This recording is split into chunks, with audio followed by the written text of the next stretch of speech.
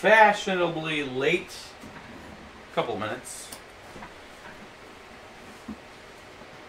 Welcome.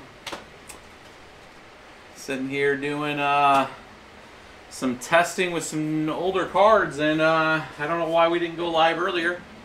Hopefully you guys can hear us. We're gonna go live tonight. We'll talk through some options for people, given the still overpriced GPUs on the market.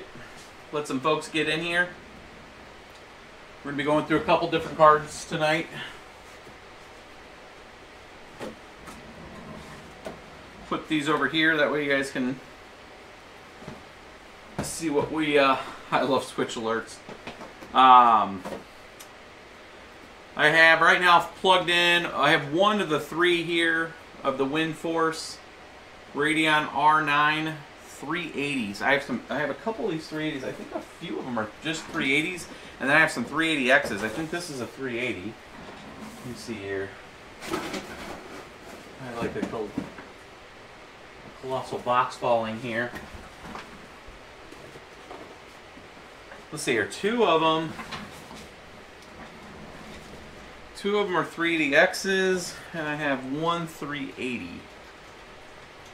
And I'm going to have to look at the serial number. Number 21. 19, 21. So I'm in the 380 right now, not the 380X. So we have two 380Xs and one 380. The 380's in there right now. And then these are all 380Xs, and they are the Sapphire Nitro R9 380Xs. It sucks that we have to go through some of this older equipment, but there are no GPUs that are reasonable right now. So there's a lot of folks asking, what is it? I retired my 280Xs. Yeah, I don't have any 280Xs here. We do have one rig left that's a 280X, still churning. Uses a ton of power. That's the R9 280X Toxics. Our #1 video by views, about 450,000 views on that video. Those things are still churning. Those things are bosses. Triple fan, use a ton of power. That thing's using a pair of 1200s, and it's using about 1,000. It's using about 2,000 watts for 6 cards. It's ridiculous, like power usage. Mob, what is that? Oh, just because I should jack like a boss, coming in with a 20 spot to start it off tonight. 64 people joining us on YouTube. Don't know who's going to be on live stream. I'm out of town tomorrow. I'm going to be doing a few vlog style videos. If anybody remembers videos from earlier this year where I was doing some travel vlogs, I'm bringing my laptop with me. I'm going to capture. I'm going to totally probably take some of the style from like Casey Neistat. I follow him pretty hard. Probably take some of that, some inspiration from the way he does some videos, but kind of take you guys with us, or with me, on this trip. It's a work trip, but I think I can capture some of the footage. It is overseas, so it should be an interesting trip. And I think you guys will like it. And I'm going to try to use that as just discussing the space in general. We'll talk cards, we'll talk hash rates, we'll talk all kinds of stuff. So I'll be using, it's going to be a vlog of you coming with me. And you guys get to kind of live vicariously through that experience as we talk through crypto space. So you guys should like that. Should be fun. But I'm kind of, I have not, I fired this thing up tonight to see what the actual R9 380s and 380Xs, because if you look on, we'll check eBay here in a little bit, but right now these things are pretty cheap. Relatively cheap. 120 bucks, 119, something like that. And I think you're going to be surprised if you have a good power situation. This may be a cheap entry into the space for you. I'm not saying go build lots of farms with these at all. I'm just saying if you're looking to get into the space and there's no cards right now to do it, to get your feet wet with the processes that are involved with putting together a mining rig, with regards to the risers, the motherboards. I mean, you're going to spend probably more on your motherboard and your power setup than you're actually going to spend on your cards, which is going to be weird. But this at least gets you a cheaper option into the space.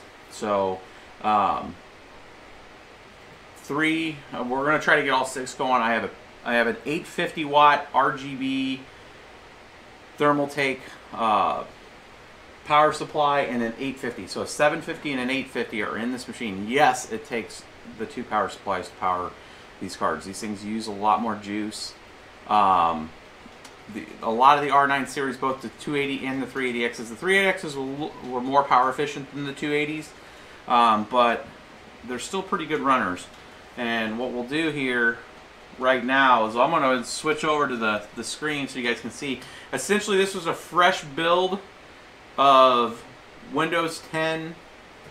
You guys can see what we're looking at from a machine here. We're looking at a Pentium G3258.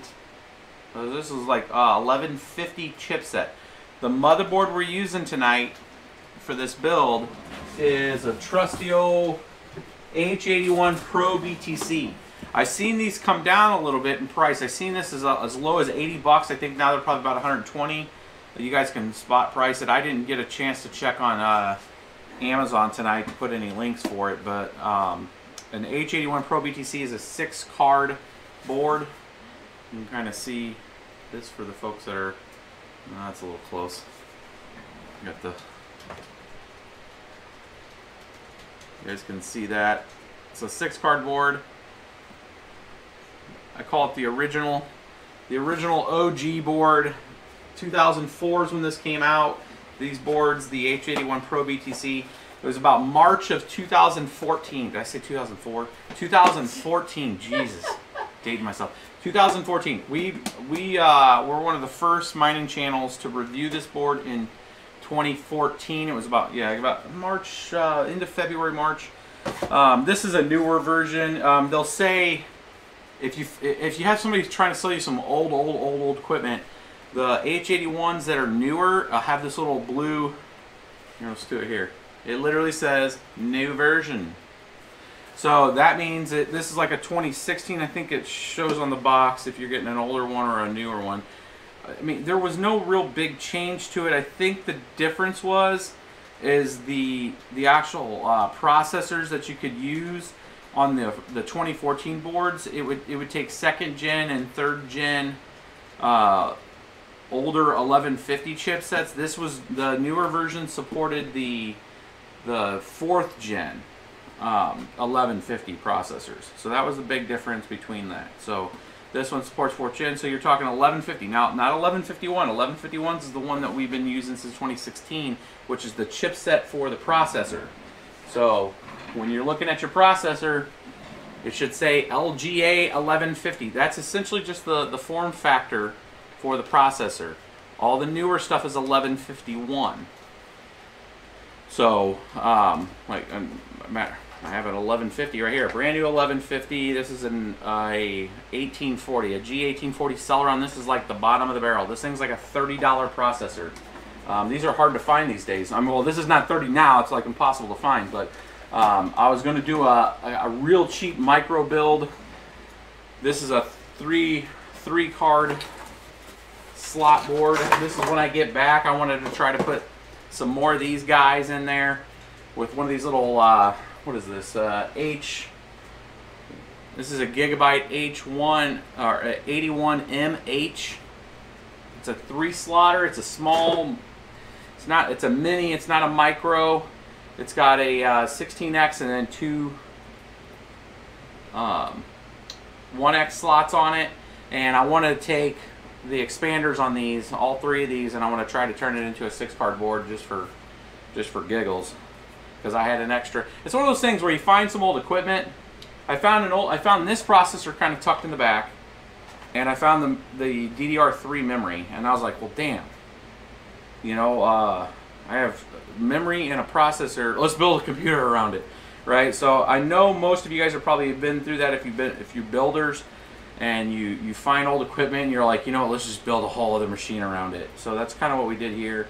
But I wanted to see, you know, on a micro build, can I use one of these older boards? I mean, this board I think I bought at Micro Center for literally like 30 bucks. It was like an open box. It was a cheap one.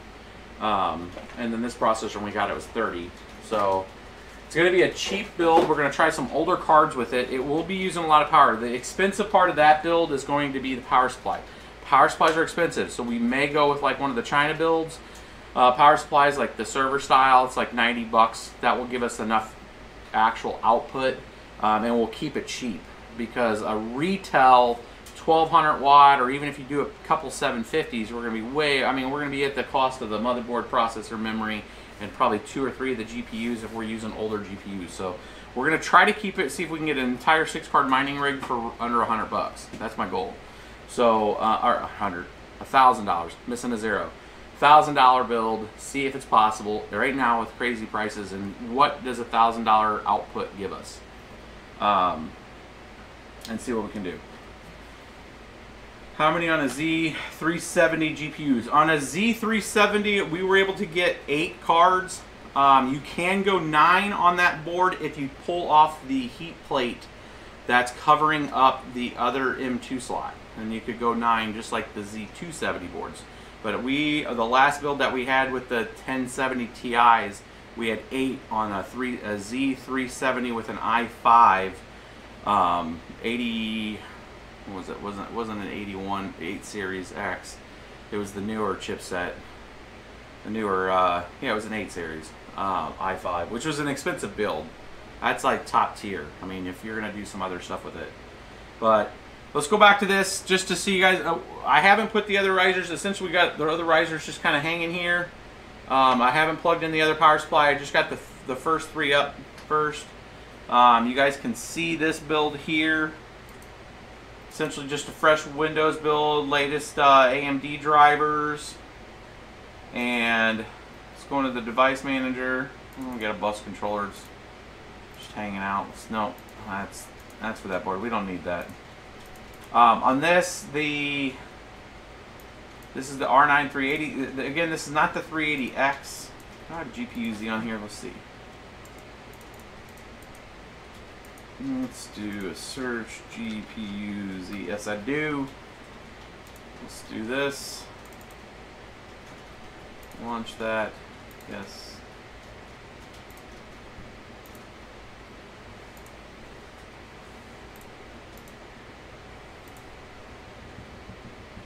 So we got Hynix memory based base clocks. You can see that 990, 1425. Now these cards are a little different. You can adjust the BIOS on the R9 380, 380X, 390, 390Xs. But most of the time when you're modifying the BIOS, it isn't anything to do with the memory timings like you do on the RX series cards. With the R9 series, a lot of the BIOSes were the power tables, essentially where you don't need you can undervolt it, you can bring down some power requirements on those, because you're going to see here that the power requirements on these R9 series are pretty high. So we're not going to do that. That might be its own video. We're going to do these videos in stages. We're going to show you guys kind of what the R9s can do, and then we'll have a video on doing a BIOS mod on adjusting the power tables on these cards. That's a meticulous episode that I want to take you through, kind of like meticulously. Let's just say that. Like, it needs to be articulated, because you can really mess up something if it's not done correctly. When you're messing with power tables and voltages, you can nuke your card, and I don't want you guys to do that without us going through it meticulously, and then you take that risk yourself, but at least you'll have the tools and the know-how to be able to reference if you're going to go down that road. So this tonight is just showing you kind of what this tech does in 2018, essentially. So we got 8 gigs of RAM in this. No reason for that. It was just we had an extra 8 gig stick, and it's a single 8 gig stick that's in here. Again, and this is just the 3.2 gigahertz processor. And let's see what this thing does out of the box before we start adding other cards and stuff, and see what the power is. So just at idle, this being an 1150, it's running about 25 more watts than a standard build. So a standard build this day and age, a B250 motherboard, be it the Asus or the H110 ASRock board with, like, let's say a Celeron or an i3, you'll be about idle anywhere from 38 to 55 watts of power when the machine's just sitting there idling, right? That's the card. The single card, even dual cards, 3 cards, it doesn't matter. You'll be about 55 watts. The older chipsets, older processors are not as power efficient, and they use a little more juice. So about 78, I want to get you guys a baseline there. We're going to go to 1 card first, and then I'll add the other 2, and then we'll take it to 6. And you guys can kind of see where we're at. And we'll try some different algorithms with it. So let's take a look. Let's open up MSI Afterburner. And you can see the base clocks. Now, I'm going to tell you that the adjustments on the R9 are not near as finicky as they are on the RX series. So, I mean, it's pretty much, you can throw the kitchen sink at this, and these cards are pretty resilient compared to their newer brethren. And you'll kind of see that here in a second here. So I'm going to fire up the BBT Multi-Miner. Let's go ahead and fire this up. I did update. I've been doing some updates to this. I owe you guys an update to this. I've been super busy. It's that time of year. But we are getting some updates. I think I have the latest version of Claymore in this version right now. So let's go ahead and start it off strong with HODL, and then we'll get into some other coins that are more inept to the AMD architecture. But let's go HODL pool number 33. Let's see what this thing does. It's a Tonga processor. Look at that. That's the series. Again, this is the R9 380 non-X. Base clocks, you guys can see that. You can see the temps on it. It's 59 Celsius. Out of the box, fresh Windows build. And we're looking at 19 out of the box on this card. Now, let's take a gander at the power usage on this. So we went from 78, 80 to 250. 250 watts. So let's do some simple math here. Let's just say that's 80. And we take that minus, you're talking about what was that, 180?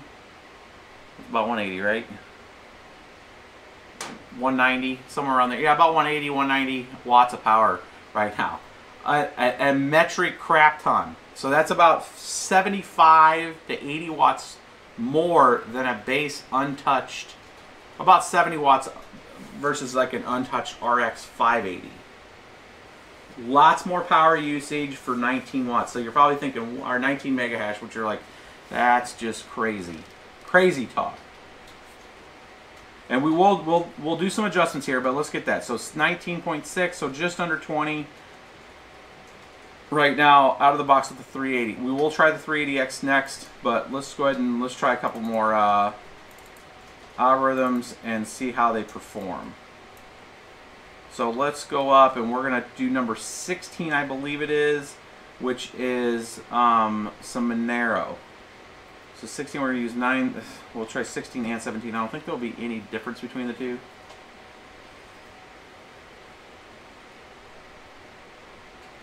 Blockchain's asking, will you do a server PS build? Yes, we'll do a server PSU build with the smaller build. I'll get a server PSU style with that, and we will cover that. Alright, let's check and see what this thing out of the box does. So 523, 518, without any adjustments here. You can right click on that and change the opacity. I just want it off to the side. Yep, that's fine. So let's say 525, and how much juice are we using? We're using minus about 8, let's just call it 80 from there. So we're at about 160.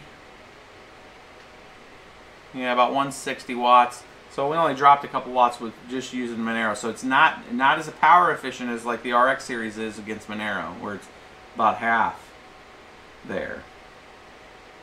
So about 525 out of the gate. Now these things are real good with clocks. Like we can bump some more up on this. We're at 63 just idling itself, 63 Celsius on this card. Run a Monero 525. Let's try.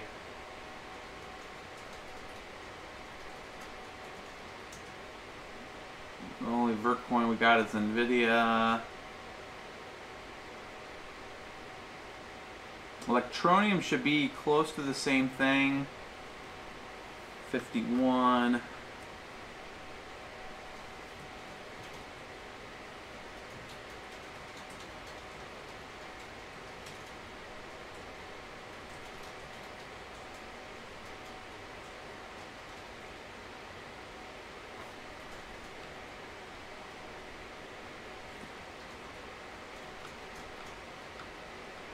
I think that pool is not functional. Need to update that one for Electroneum. Try some Feathercoin, see how it does, and then we're gonna put the X in here. And actually, I'm gonna modify it really quick and let you guys see. So again, 160 to 180 watts per card.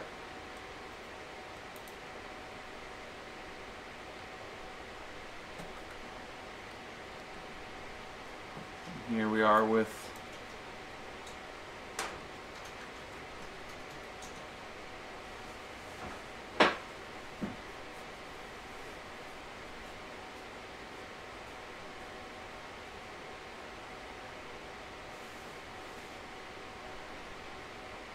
it's actually pretty not so hot on 4 accepted shares so far. 130 kilohash. There. I know some people are probably going to want to know what now most of these Sia and Pascal coin and all those things are no longer you're using on GPU mining just because of the ASICs. We can try one last one. We'll try Zcash, and there's still no miner for the Raven coin. It's only NVIDIA. Raven will be included on the next multi-miner release. It's not on an exchange yet, so you'll be mining that purely for a hodl, or you'll be working through a you'll be working through a like a a reputation-based exchange with somebody, which is always danger zone. I mean, there's I would do small increments on that if you're doing that. Run Zcash. I'm running Zcash right now. 162, 67, 170. Again, this is stock. We're going to go right back through these real quick with it juiced up, and then we'll add the other cards.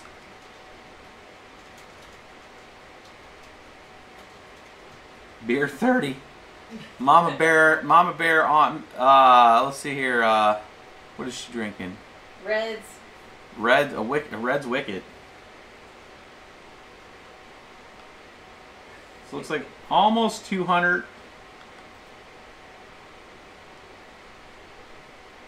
Let's go ahead and juice this up on Zcash while we're here. And you can see we're at 230 watts. I don't know if you guys can see that. Let's go close up there. Using a ton of juice right now. Let's take this to 1625.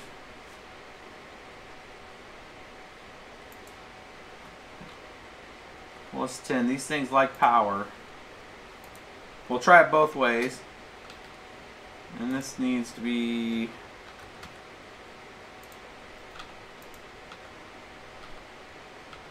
did not really affect it. Definitely affected the power though. We're up about 12, 13 watts. Did not have any effect at all on Zcash. Oh, no, we're ticking up a little bit. 197.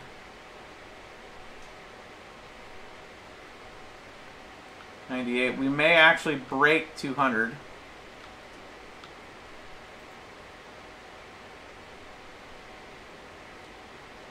There we go. We're just over 200. We're using 250 watts of power total system.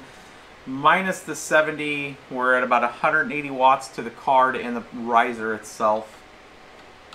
201. This thing I think will probably go to about 205 with one card. Let's try those settings with some XMR.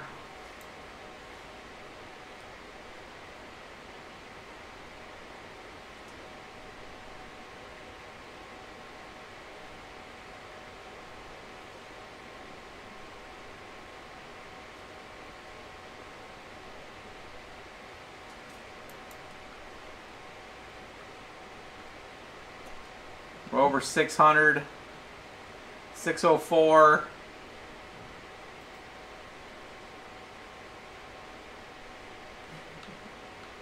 $605. Yeah, so just over 600 with those settings.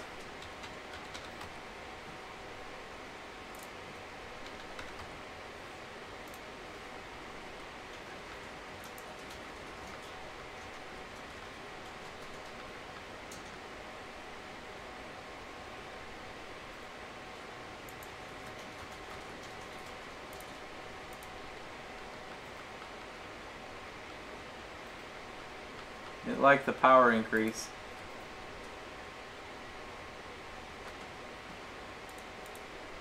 Give it back power again.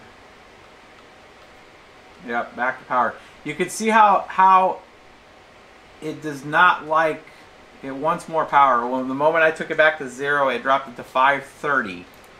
So it's 594, 571. It's kind of all over when it's actually, it's probably processing something else when it's dropping like that. But pretty consistent. 605 hash right now. We're going to bring the fan speed up a bit. Up cool it. It's at 67 Celsius. 66. It is dropping it at 70% fan speed. So that's a 600 hash card. 604.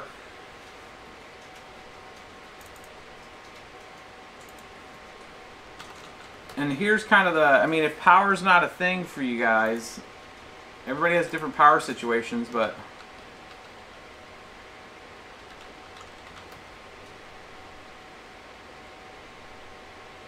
that's a 2 gig, that's a 270. Here you go, 150. I saw a few of these for $120.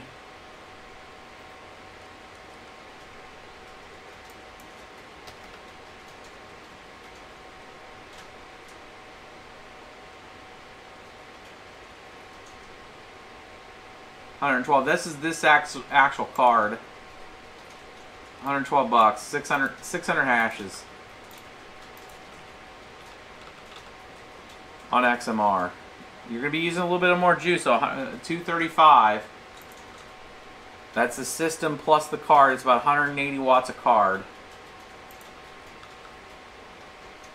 for about 600 hashes. To give you an idea, an RX 570 is about, with the right kind of settings, is about 725 to 800 hashes, so about a couple more hundred hashes. But those cards are $500 right now, anywhere from 260 to 500. Just depends where you can find them. So again, this is one of those, if you have a good power situation, it is an option there. All right, let's check one more with these settings. Let's check a quick hodl pull with the higher memory speed. And then we're going to shut this down and plug in some more cards. 725. You saw that. This is a 300 memory overclock. These older cards were pretty decent on that. And that right there, there you go. 22.7 mega hash.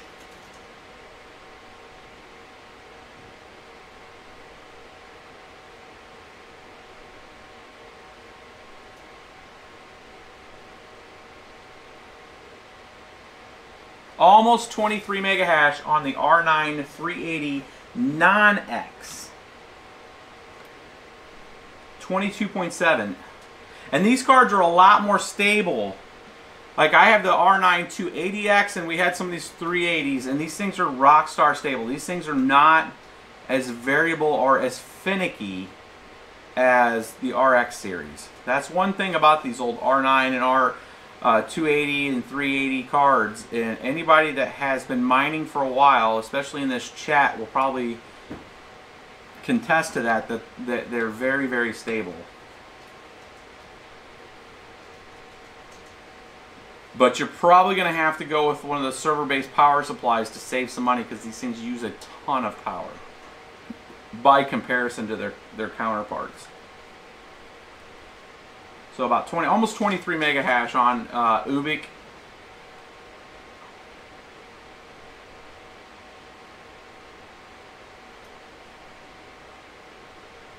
Yeah, David's showing that he gets 27 mega hash on Ethash on stock settings on the 390X. I gotta say though, the difference between a 390X and a 380 non-X is pretty significant from like a gaming standpoint. It was like a whole other class of card, and the fact that these things can still perform almost 23 mega hash almost is just crazy talk. You know, I had some people sending me messages saying that they're only getting like 17 mega hash. And you got to look and make sure that you're on the latest drivers and do a soft overclock on these, which we're pretty much giving it the beans right now.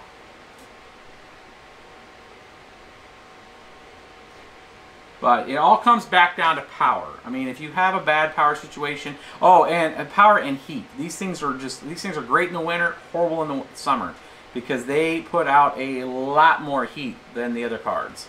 So I mean, it's not all roses here. It's just more of, if you're in a situation where you discovered mining and you're trying to get in and you're trying to do it cost effectively, at least from a standpoint with not huge amounts of rigs, you know, there is an opportunity for you to use some of these older cards in small moderation to get yourself a little bit of crypto.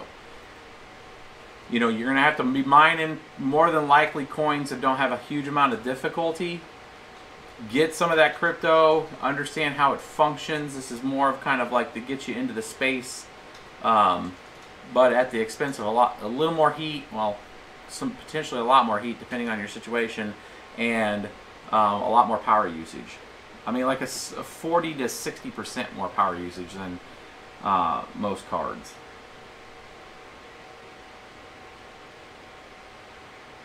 $79.50s. I have a 78.50. We probably could test, but it's going to be not as fast as a R9 380. So let's shut this down. Let's fire up a few more and see what they look like here.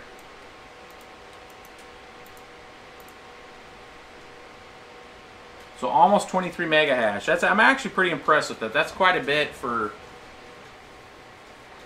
these old runners.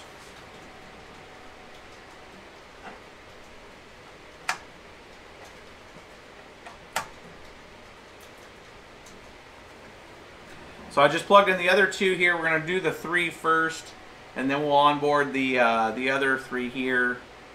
I like stair-stepping them. These are all on that 750, so we're going to see if it doesn't kill it.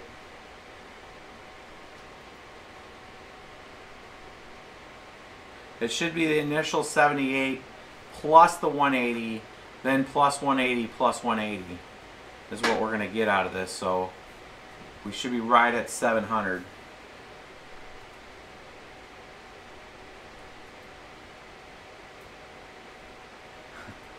Digital mining solution. By the way, congratulations to humanity on the SpaceX achievement.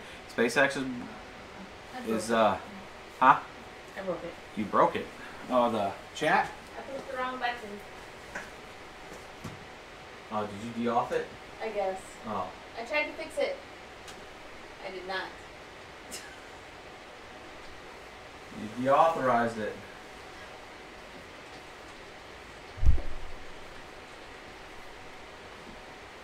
You got a top button you don't touch.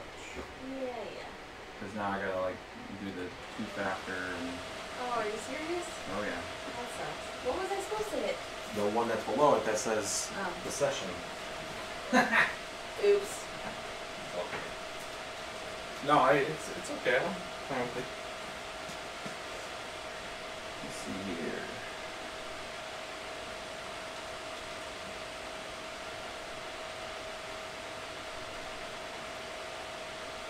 Oh, we blue screened it. What? No. Oh. I was like, I broke it that bad? No. It's the machine. I plugged in the other two GPUs and it didn't like something.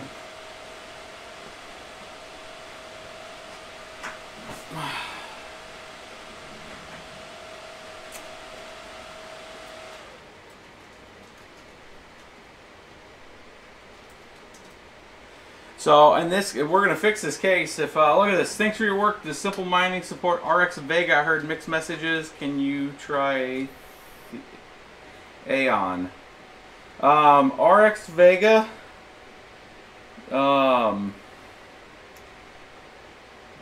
Yeah, RX Vega works with it.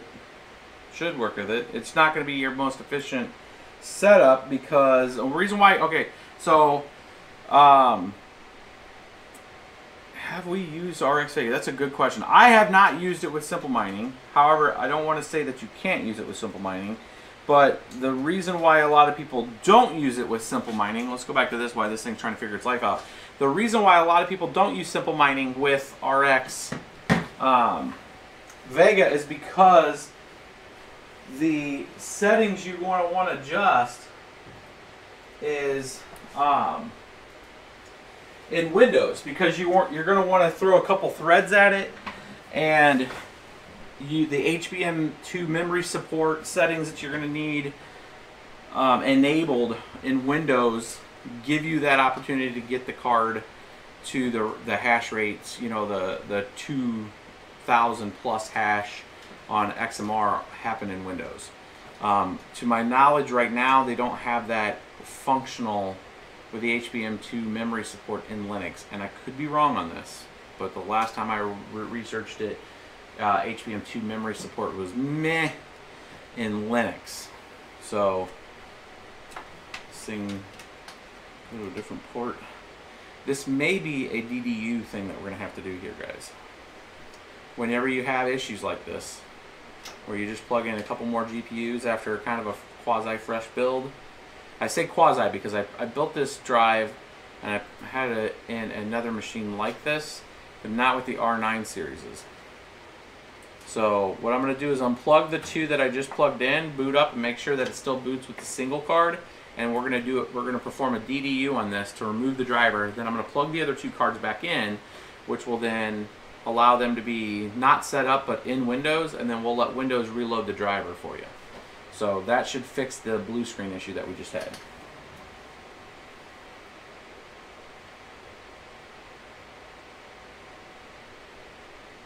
Need a video of an R9 390 mining Ethereum.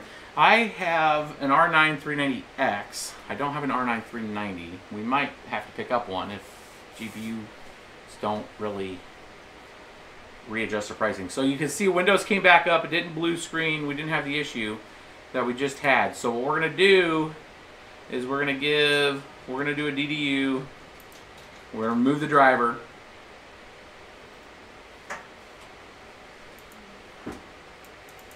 I don't know if I have DDU on here. I should have DDU on here. Downloads. Yeah, there we go. Vice driver uninstaller. And we're going to pull off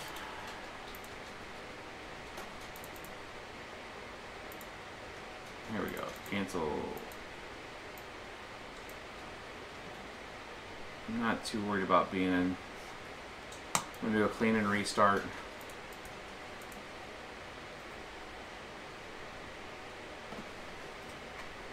While that's going through that, I'll answer some questions. So we're removing the driver just because we blue screened. Ah, look at that Delroy coming in. PIMPOS review when you can. I like it because you can do multiple miners, NVIDIA, AMD, and CPU. Here have to get PIMP. I have a copy of PIMPOS. I bought it.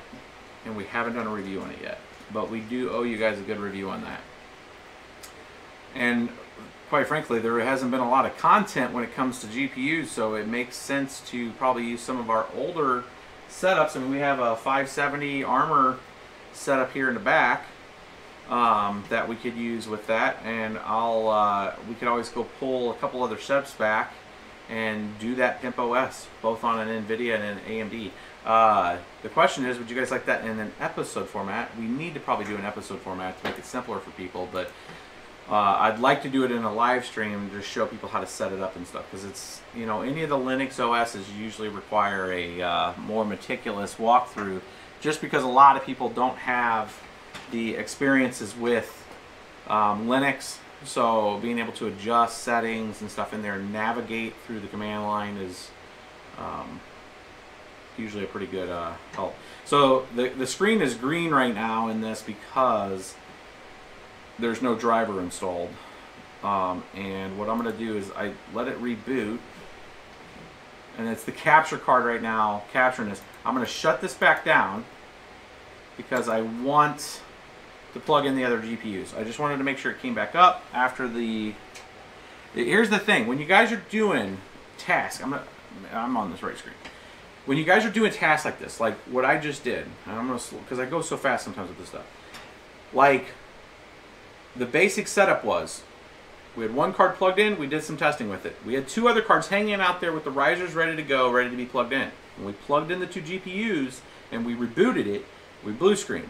Well, that sucks. Reboot it, try it again. And then it just went to a black screen, didn't go past that. So then we pull out the two risers again, let it reboot on the original card that's in there, it came back up. So then we performed a DDU, which is the device driver uninstall. That uninstall pulls all the drivers back off the system and then flags the OS not to automatically install drivers when it reboots again. So I went ahead and let it come all the way back down and then come all the way back up. Now, some people, and even myself, after that shutdown, after it's done removing, sometimes go right into the next new hardware.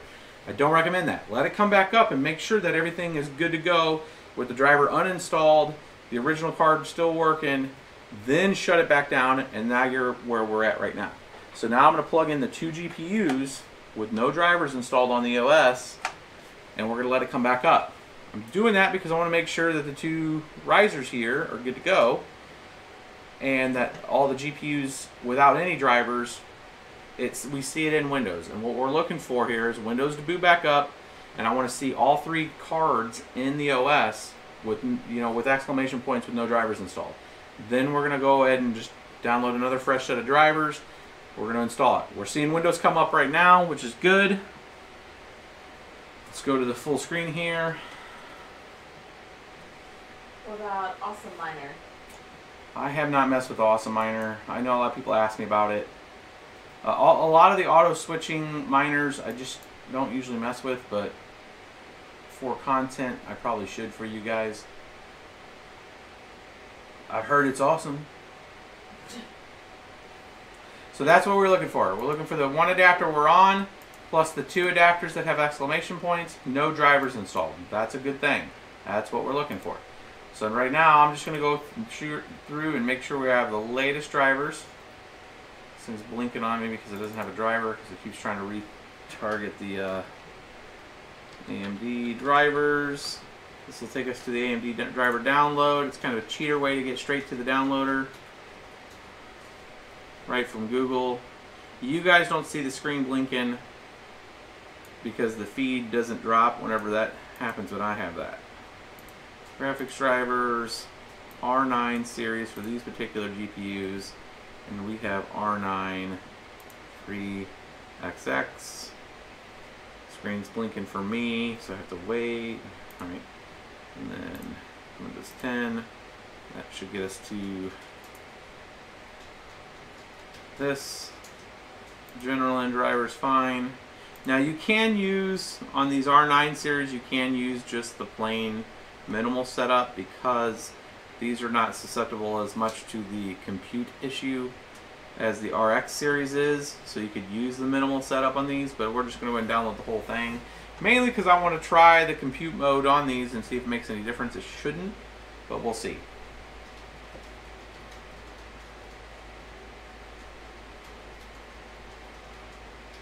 Welcome to the stream, Iron Worker. Made it 45 minutes late. What'd I miss? You missed an R9 380 non-X version mining UBIQ at almost 23 mega hash at about 160 watts. That's about all. That's the effect of it. And about 600 hash on XMR. How fast is this going? Control J will get you to the downloader. Is this your attempt to get more female viewers to make everything pink? What? Holler. How's Twitch looking? How many people? We got 26 on Twitch. Wow, we're rocking on Twitch. Guys, well, I'm going to wean you over to Twitch at some point on the live streams, and then on the episodes I'm going to keep on YouTube. We'll see how that goes. Probably lose a lot of live streams for a bit. But they'll be copied over to YouTube. Yeah, we'll copy them over to YouTube so you can rewatch the retakes on them. But so I was thinking about a different strategy as we're downloading this.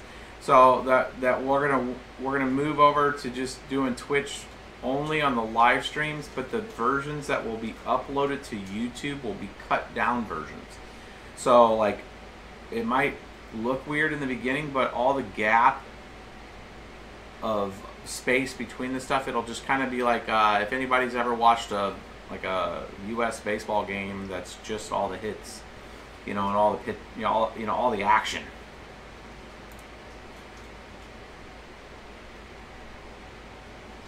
All right, so we're gonna open this up, launch.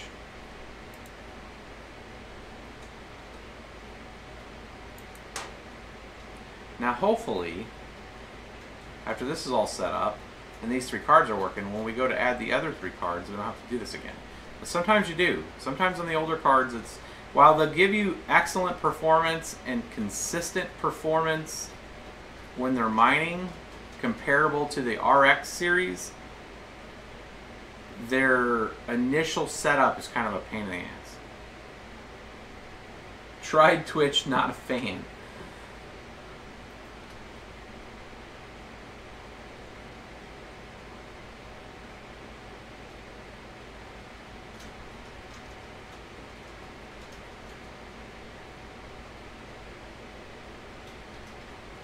Yeah, Twitch is free.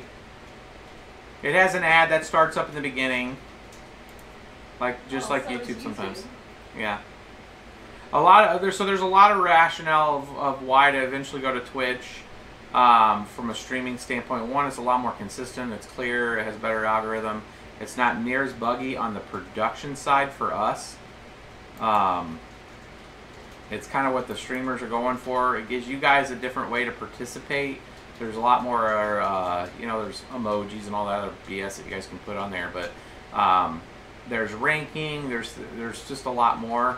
In addition, from a monetization standpoint, for like the efforts, since we give, 95% of everything we can, like we don't have like a paywall in any way, it's a better monetization plan from a sharing and stuff. Like, we're not, BBT in general doesn't, like I don't do product promotion, like get paid for product promotion. Like we buy all of our hardware. We received only one thing, I think, from an actual company. Everything else that I've gotten from a company I bought. It was the hard drive duplicator standalone thing. It was the only piece of equipment that somebody has sent us. And that was more of kind of like, oh, we sent this to you because we got your address.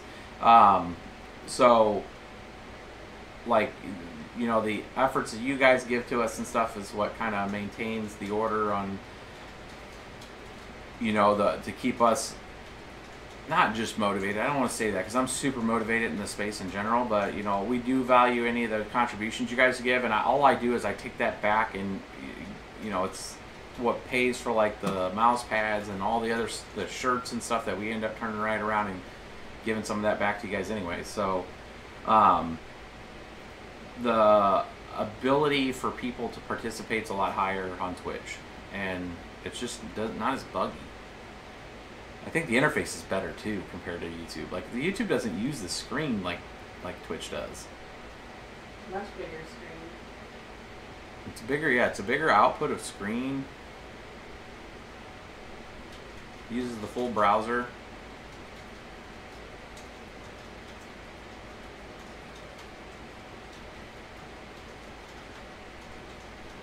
GPU prices still need to come down. Yes, GPU prices are stupid right now still. This thing's still loading up. Let's, you guys have probably seen that one too many times. Yeah, I don't, so GPUs are starting to flow in.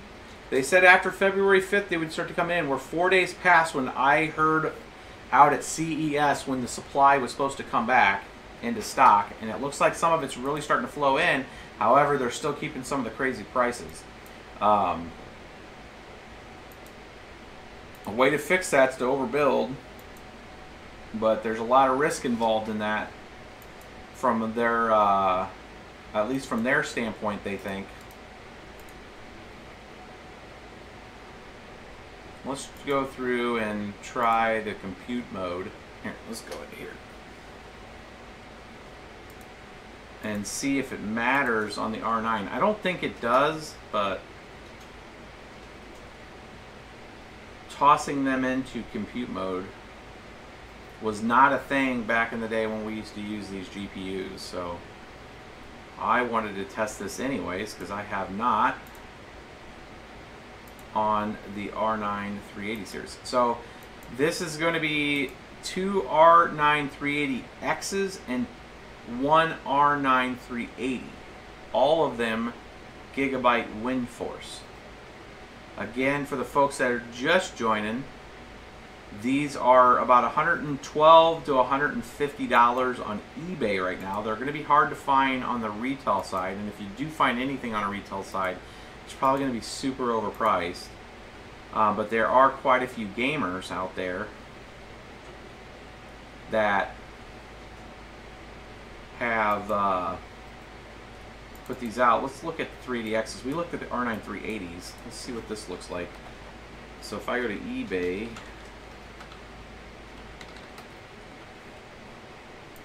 we look R9 380X. What's the going rates on these? That's a person wanting way too much. 220, still crazy talk. Lots of crazy talk. Here you go. Sapphire R9 380, 4 gig, $137.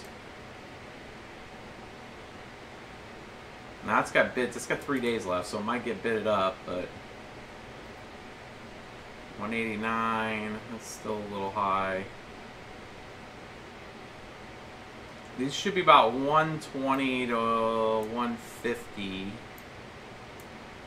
You know, pre-used. These three Sapphire ones we had were still in boxes, so these ones haven't been used. 380. 4 GB, just the standard 380s. We saw the standard 380s. So that the one that we're using right here is this one, the one that you guys just seen, 4 gig, 112. And it just started in 5 days, so who knows if that's what it's going to go for. Might be a watch item though. Let's see. All right, so all the compute's done. On the compute mode, I give it a restart just because.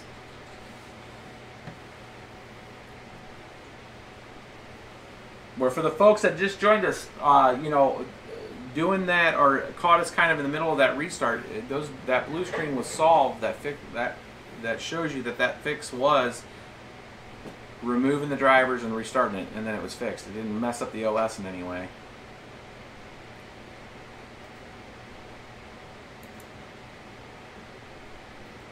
All right, so let's make sure everything looks good in the device manager.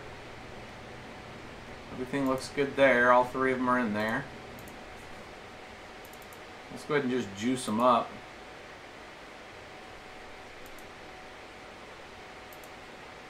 I'm going to leave the clock at 990 for right now. I am going to give it some juice just because these things are juice oriented. 725. Let's give this 70. I just want to see what that is. Just sitting there. So we got them spinning up with all 3 running fans. we're at about 83. Just sitting there. So about 80, let's just 89. Yeah, anywhere between 83 to 89 watts, just with the fan setting at 70 on all three of them, and them setting where they're at. Let's go ahead and fire up now. Not that one. And let's look at 33 right out of the gate and see what these things do.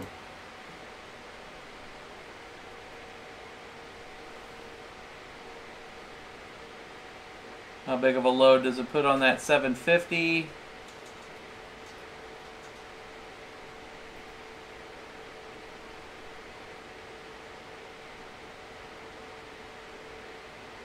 So we're at 570.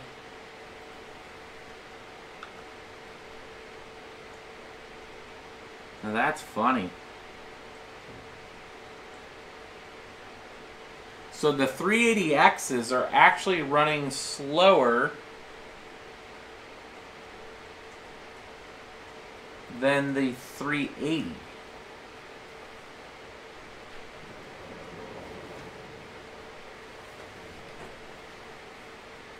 So we're getting 20, 20, 22.4. And I'm going to show you guys the serial number. I'm going to show you the serial numbers on these cards, and I'm going to show you the boxes, and I'm going to show you that 2 of them are 380Xs, and 2 of them are, and 1 of them rather is a 380 non-X. So there's 3 running at 62 mega hash. We're at 595 watts. So it's I mean 6 of these right now in this setting, and we will be testing 6 of them tonight here. We're going to jump into that pretty quick here. Probably in the next 10 minutes I'm going to hook up the other 3. So if we take away that 90, we're at about 500 watts for 3 of them. Because and I have an 850 on the other 3 that we'll have plugged in here in a little bit. So we're looking at that's about 1,000. That's about 1,100 watts for 6 cards.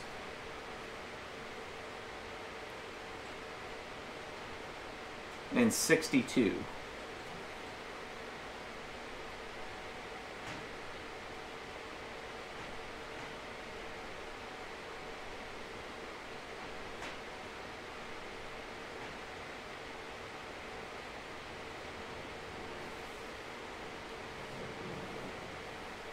I don't think Binance is hacked, guys.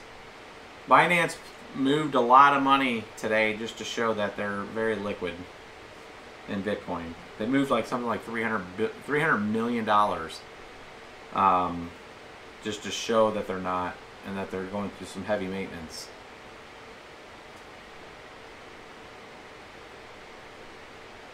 Why did you move the box fan with the bunny ears? That's funny.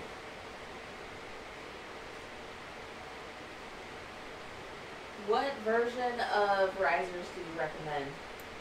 Version 6C or higher. Is there any difference between the 6s and the 9s? 6, 7s, and 8s have been fine. I have not tested the 9s.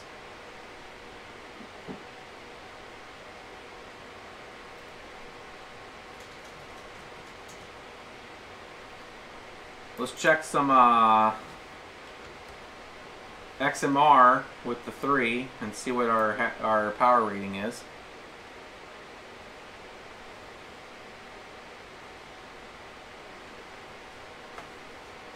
What other algorithms are these cards good at? Well, I mean, they should be fine with XMR, Crypto Night in general, so you're going to got Crypto Night algorithms. So there you go, 3 cards, 697 hash, or 1697, and we're using 480 watts of power. 17, 1711, 1704. We're under 500 watts for 3.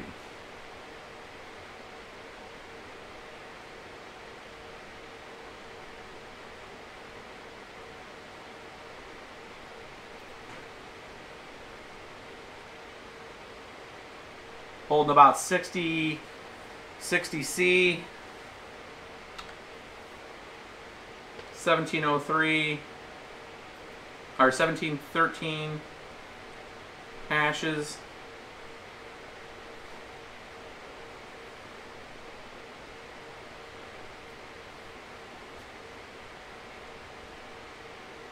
Carter, what's your views on Genesis mining and Hashflare? I don't know much about Hashflare. I do have a pretty good awareness of Genesis mining. I know Marco Stringe. I've met him a couple times. I was out at the miners, the Hashers United with him back in 2015, or the end of 20. Yeah, 20. That was October of 2015. So I know Marco that runs Genesis. And my interaction with him was very good. His space, I mean, they've been in the space for a long time. I'm just not personally a cloud hashing guy. I understand their business model. I just, from our perspective, I think anybody can do this. They're just the penalty for failure on doing your own stuff is that you may have just equipment sitting there, or you may get into an issue to where you have, if you can troubleshoot equipment and have the care and feeding for a mining rig, then doing personal mining is your thing. That's more for like if you're in New York and have like a 300 square foot apartment and want to buy into some mining. You could do it through a cloud contract, or you could do it through something like where you're the counterparty buying hash power through something like NiceHash. And then just repurposing people's hash power towards your own coin and doing it that way. So I'd balance the cost on both and see if you don't have the situation where you can actually buy equipment, and see if it makes more sense just to buy hash power and point it somewhere. With something like cloud hashing, you're essentially buying the contract and that's it. You're stuck with it. So you have to. You buy Ethereum, you're stuck with Ethereum. Now, some of those allow you to move the hash around. I don't know if Hashflare allows you to move your hash around, but I mean, they're a service provider, and they charge for that service. So that's really what it comes down to. I don't hate on the model. It's just, you know, you might have better options if you look into it a little more. So it looks like it's pretty stable at 1713 on the crypto night. Let's take a look at Zcash. That'll be the last one we test with this, and then I'm going to plug in the 6, and we'll see what the total system pool is.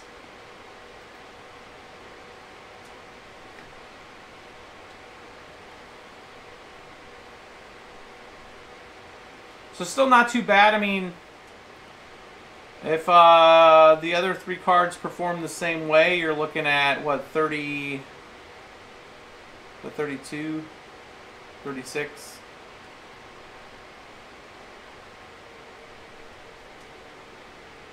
3400 for a 6-card rig for 1,000 watts.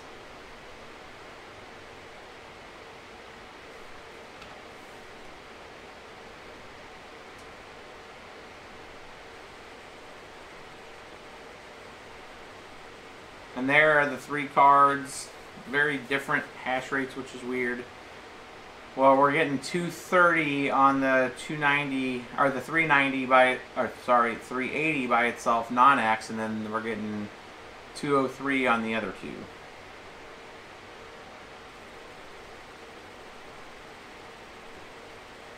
So 640.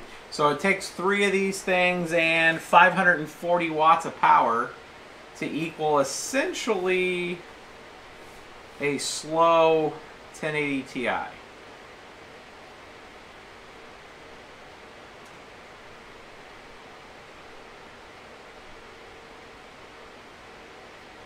Twitch asked what mining program that is.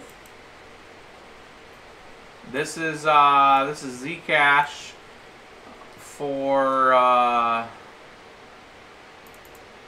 well, the program that I'm using right now is the one that I maintain, which is the one that's loaded. It's the multi-miner, but it's using the Zcash miner software.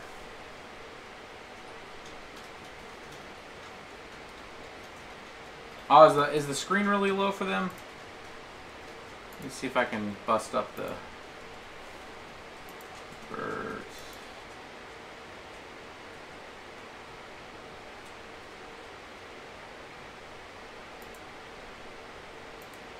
No, it's not going full screen.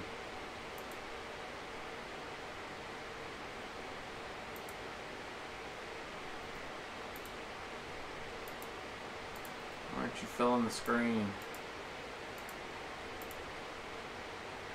So we'll come back to this, and we'll do 150. How's that?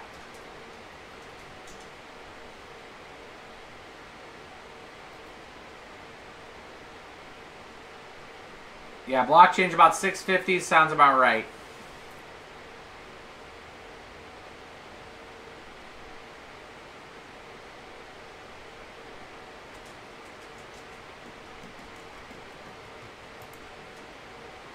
Again, this is not to show that it's like some rock star solution here. This is for folks that, you know, if you can get these cards for 112 to 150, it's a pretty good deal.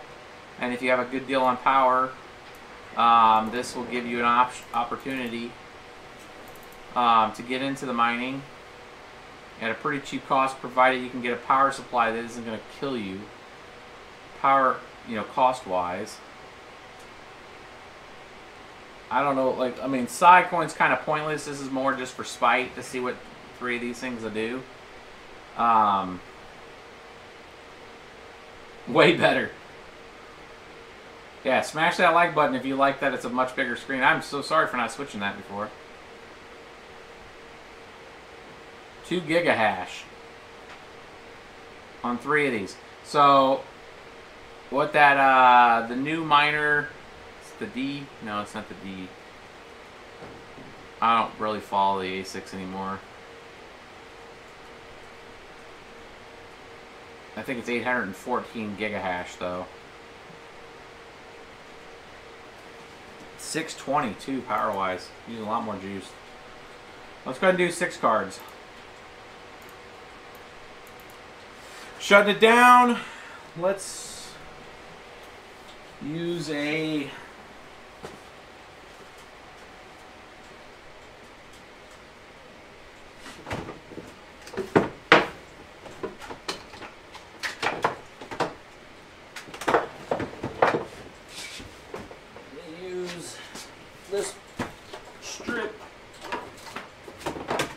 I didn't go full screen today on me.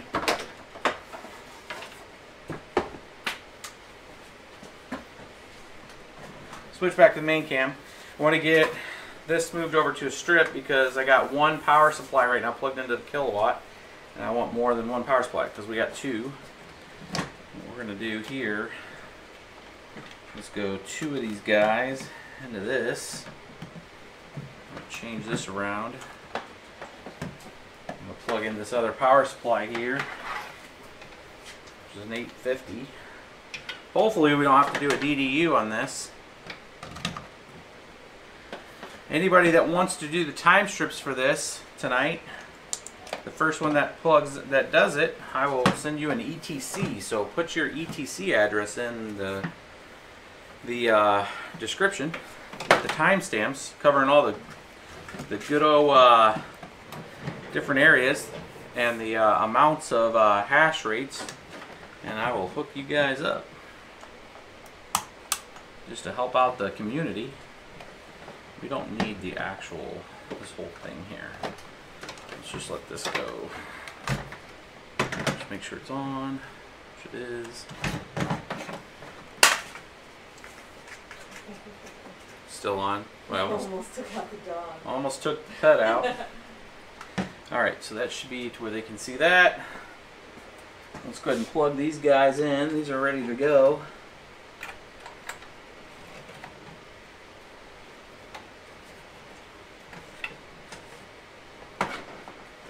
And if we blue screen, we'll just DDU it again.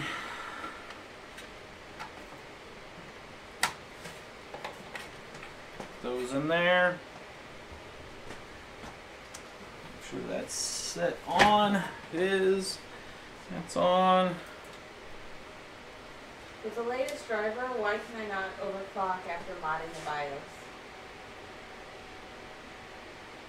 These things are fan. If with the why can't you overclock when you're modding the BIOS? So run a pixel patcher after you've modded the BIOS. Pull off your entire. So if you reboot after doing a BIOS and you've done the pixel patcher and everything looks good, but you can't bring up like Afterburner, what I do on that scenario is I go into safe mode, I do another DDU, I rip everything back off, I uninstall Afterburner, I bring it back up, I reinstall the driver, let all the cards set back up, then install Afterburner, give it a reboot, your Afterburner should work. It's just it can't get a hook into there, and it breaks that it breaks the ability for it to hook into the driver. It corrupts it, so you have to redo it all. It sucks, I know. It's like a horrible. It's like a 20 to 30 minute to an hour long event to get it fixed. It sucks, but it's just those probes. That's what happens. All right, we're back up, but I don't have mouse anything yet, so it's got to go. Windows has got to go through and add these drivers. Let's let it do that for a second. Still don't have mouse control. It may blue screen, we'll see. We'll just let it sit here for a second. I'll answer some questions. We'll hopefully get through this. Should be done right at the hour-and-a-half mark. We're at an hour and 11 minutes. We'll take the 6 through. We'll check the power on them, see what they are. We'll take a review real quick of what they are out on the web price-wise. Again, this was a point of just showing you what R9 380s, 380Xs could do. You can get these pretty cheap right now. Maybe not after this video.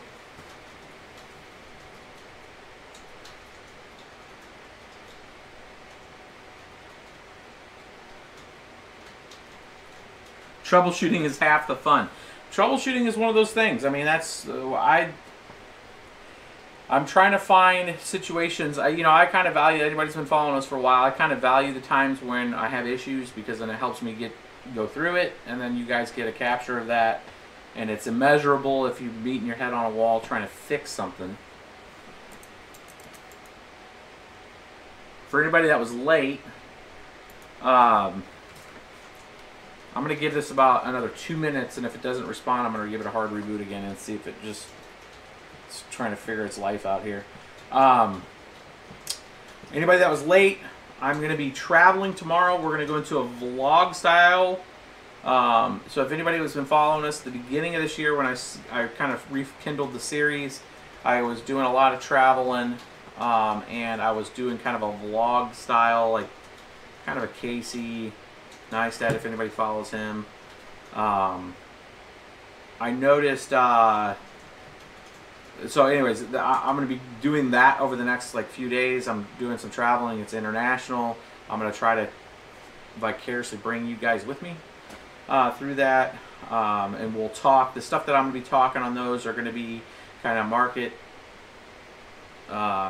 dynamics of what's going on, kind of talking about some new coins that are out there that we're looking at from a mining standpoint, looking at the evolution of what that proof of effort is going through. There's a few folks from MIT working on that effort. I was going to give you guys some links to their what they're doing. They're small companies right now looking at the distributed compute side. There's one company called Conduit. I think it's only 3 or 4 people right now working on it, but they're incubating it themselves, trying to get it to work, which is good versus trying to go out there and fire up an ICO and take a whole bunch of money before they have the basic research done on it. So I think that's a good way to do it, is to get it functional, internal, and then if you want to spin it up as a new coin or a distributed value system like that, it entices people to be part of it, because there's no pre-mine or anything like that. I think that's vital to the health of a coin. So that kind of stuff I'll be talking about. This thing is not. So we have essentially what looks like a hard freeze. I'm going to do a Control-Delete, see if we can get the system to respond. Again, we just plugged in the 3 other cards. That's the one thing about these R9 series. They're not near as they're awesome when they're running, but when you go to set them up and drivers, they get super finicky. Okay, we're going to give this a little love tap and shut her down. We're going to try to reboot it one more time. If it doesn't, I'm going to unplug them and I'm going to do the whole thing again with the DDU, which is the device driver uninstall. And then we'll go ahead and let them fix their life out. Now there's a chance that they would actually have set up. Sometimes Windows is actually processing. It just freezes the kernel while it's doing it. Now this reboot real quick, I'm going to do a Control-Delete because before it freezes and doesn't give me the mouse, I actually want to get the task manager up to see what process is running. It does give me the mouse this round. Let's see. It actually gives me the task manager.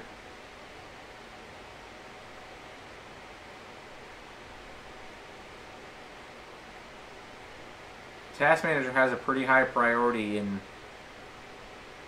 the order of execution here. That's why if you can get task manager to try to fire before it tries to do anything else, you can kind of watch the processes.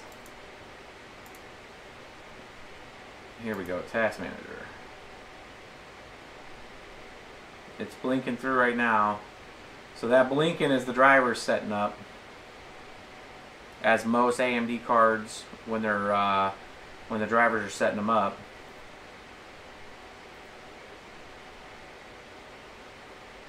Yeah, you can do Control Shift Escape. I'll Control Shift Escape too. Carter's the Jedi and I'm the Padawan. So we're gonna let it black screen here for a second. It's going through the driver setup right now. This older R9 series, it takes a cool second as it goes through all the PCI bus and goes through and reorders things. Sometimes you'll see it pivot and switch. That's why if like you're doing a reboot on a machine and you're testing out GPUs and you have them all working and you pull a riser or you flip position, it's now going to go back in and it won't just, and this is probably for a whole range of reasons, but that the AMD driver, when it goes back through it to check, its order of operation is to go back through and reset all those drivers. So sometimes you, even though you switch, let's say on a 6 GPU setup, you switch 4 and 6 position, it's not just going to swap those. It may pivot all those GPUs to now 0, position 0 now is position 2. I mean, it will switch all that shit around. It's just a thing that happens. There's no rhyme or reason why. It's more than likely because it just re-jostles when it's going back through and scanning the PCI bus, and then it goes back and just resets those up because that's just part of its routine. We're still at a black screen. I'm going to let it set here because I have a good feeling that it's actually going through its process right now. Newsweek said they found Satoshi. Newsweek said they found Satoshi in 2014.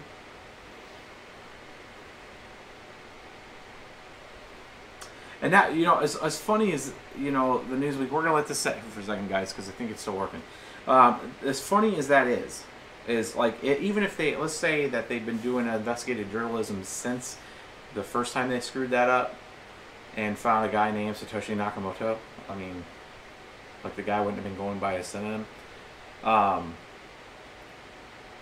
If they came back now and said, hey, we found him for reals this time, like everybody would meme him anyways, right? Like yeah, okay guys. You cried wolf once.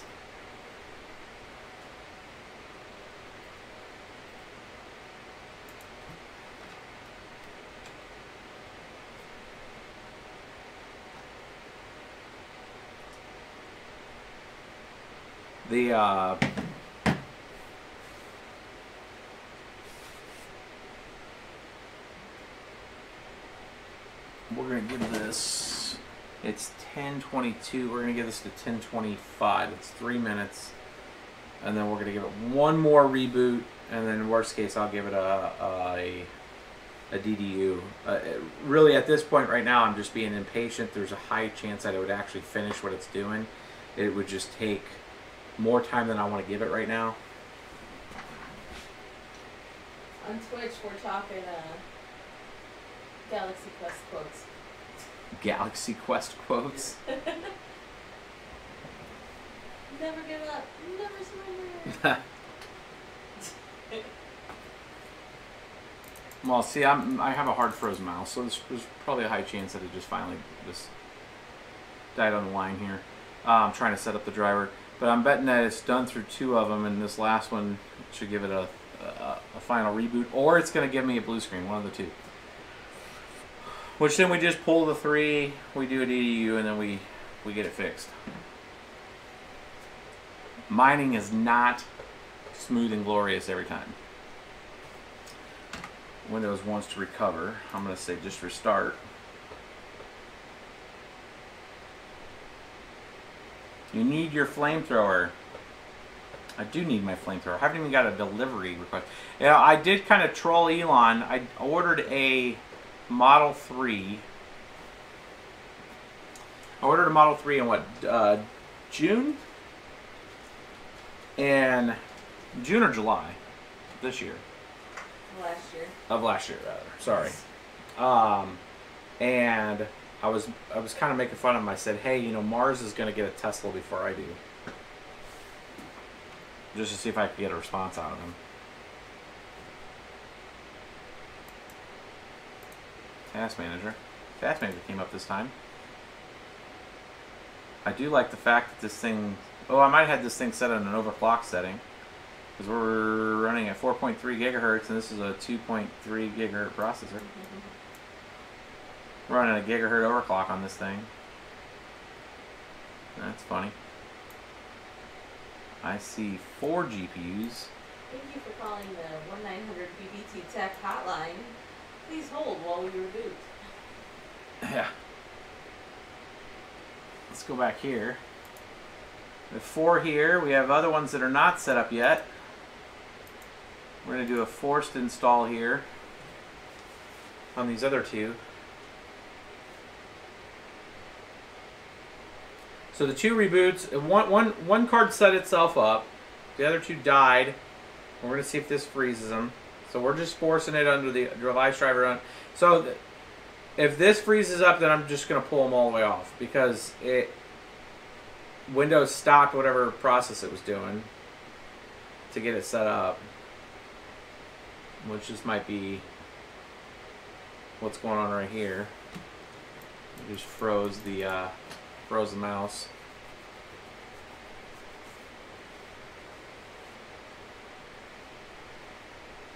Any talks on Ravencoin ever hitting an exchange? I mean, it's a pretty early coin. I mean, it came out at the beginning of January.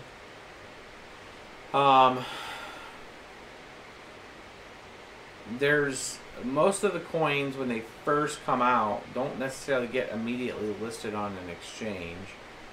I would assume that if there's enough interest in it, I mean, there's no main differentiator. I mean, the only reason why we were mining it is because I heard the pitch.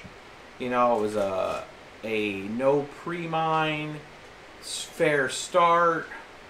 You know, project from MIT, just, you know, no real value proposition other than any other coin. Traditional, I wouldn't call it a shit coin, but traditional coin. What's up? I don't want to stare at black screen. Oh yeah. Yeah, I think this thing froze up again. So I'm just gonna, we're gonna DDU it. Main cam. So we'll shut it down, let it do a DDU. We're supposed to stop talking.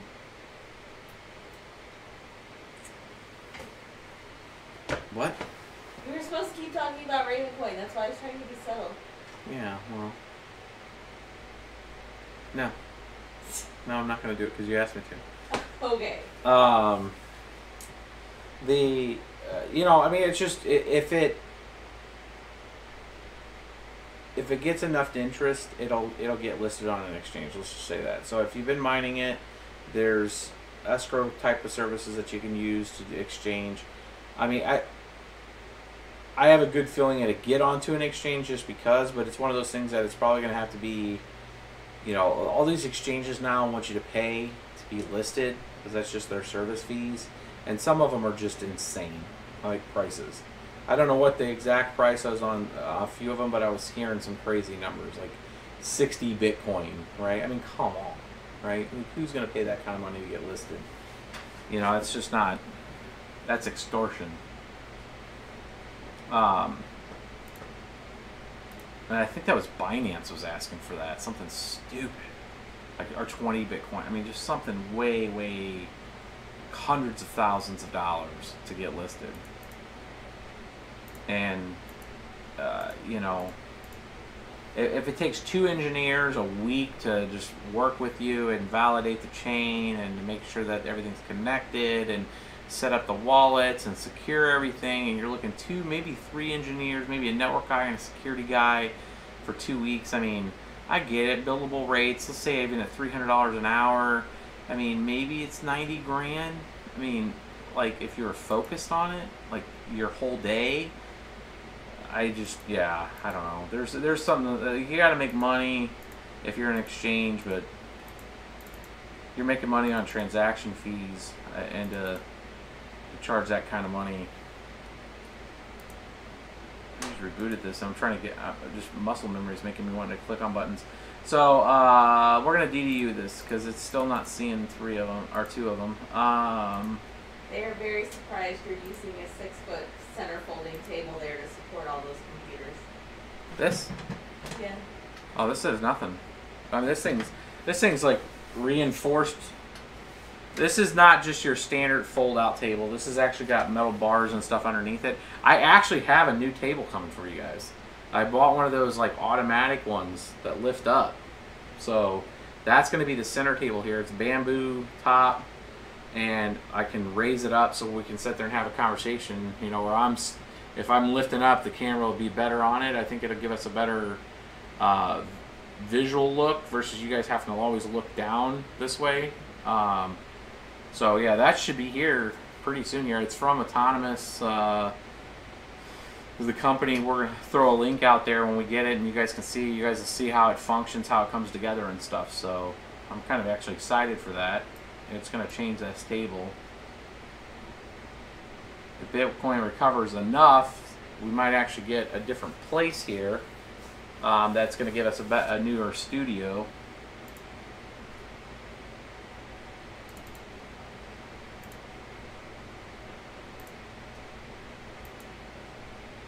Is that Windows 7? No, Windows 7. No, it's Windows 10. Might not be. You might have been asking that somebody else. Ah, we're just DDUing it right now.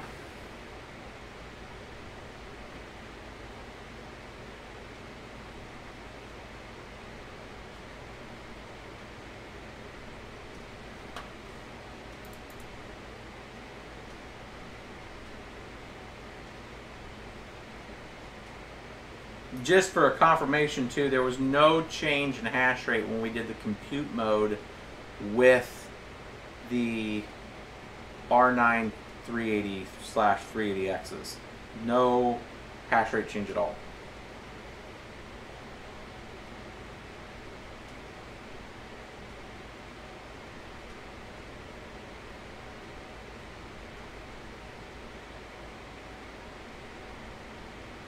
Alright, back up.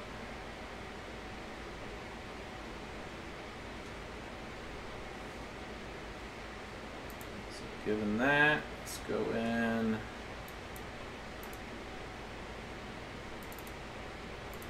AMD latest.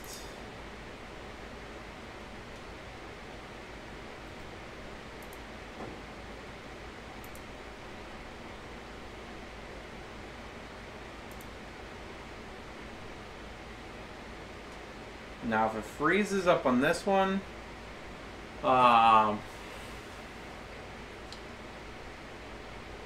these were newer. These 3 were new. So we haven't used these. They're all forward switched. They're dip switched here with a silent mode and a performance mode. I think they're in silent mode right now. I'm going to change the performance mode on them.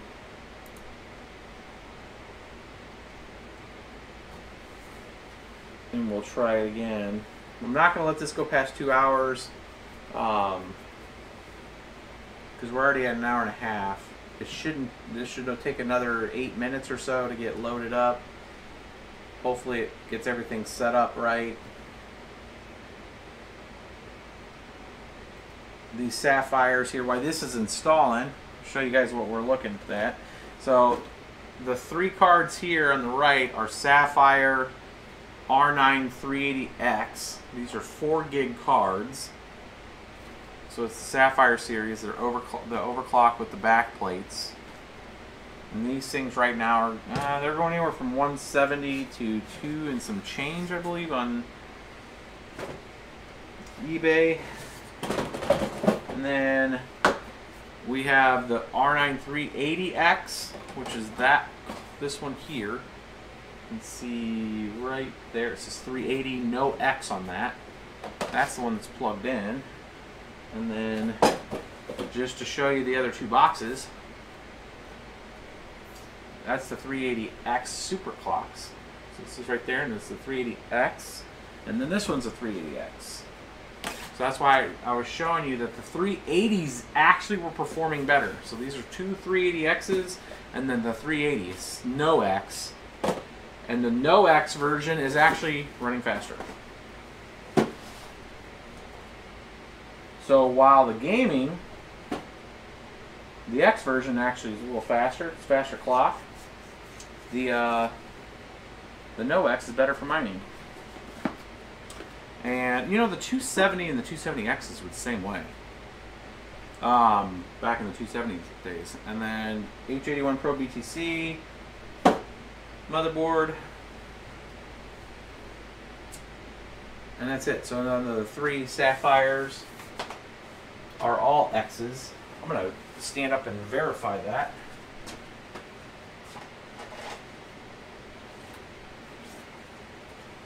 Yep. 380X. So you can see that.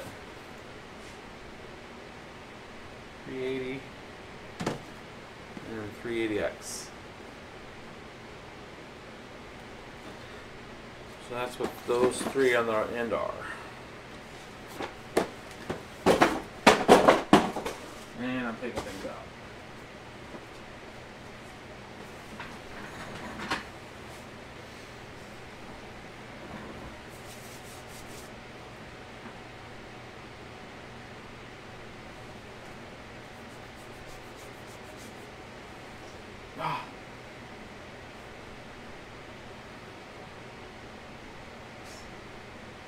Can you see when I move my text on there?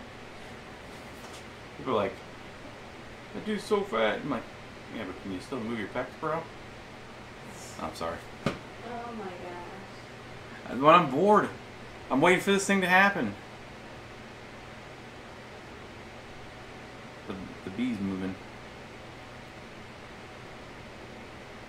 Tiny haircut.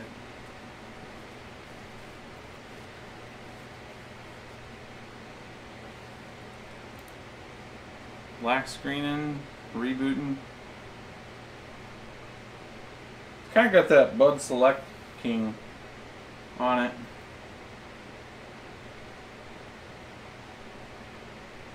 This is the moment that I refer to as AMD hell. I gotta agree with you. AMD's driver support, unfortunately, is just compared to like NVIDIA.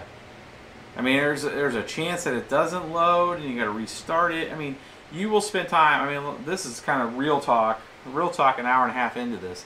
Real talk with AMD is price per performance. Nobody can argue with it. But if you value your time, or you put a value on your time, you're going to spend a lot more of it on any rigs that you build with AMD, period. It's just the way it is. Like, you are saving in the pocketbook to spend more time with your setup.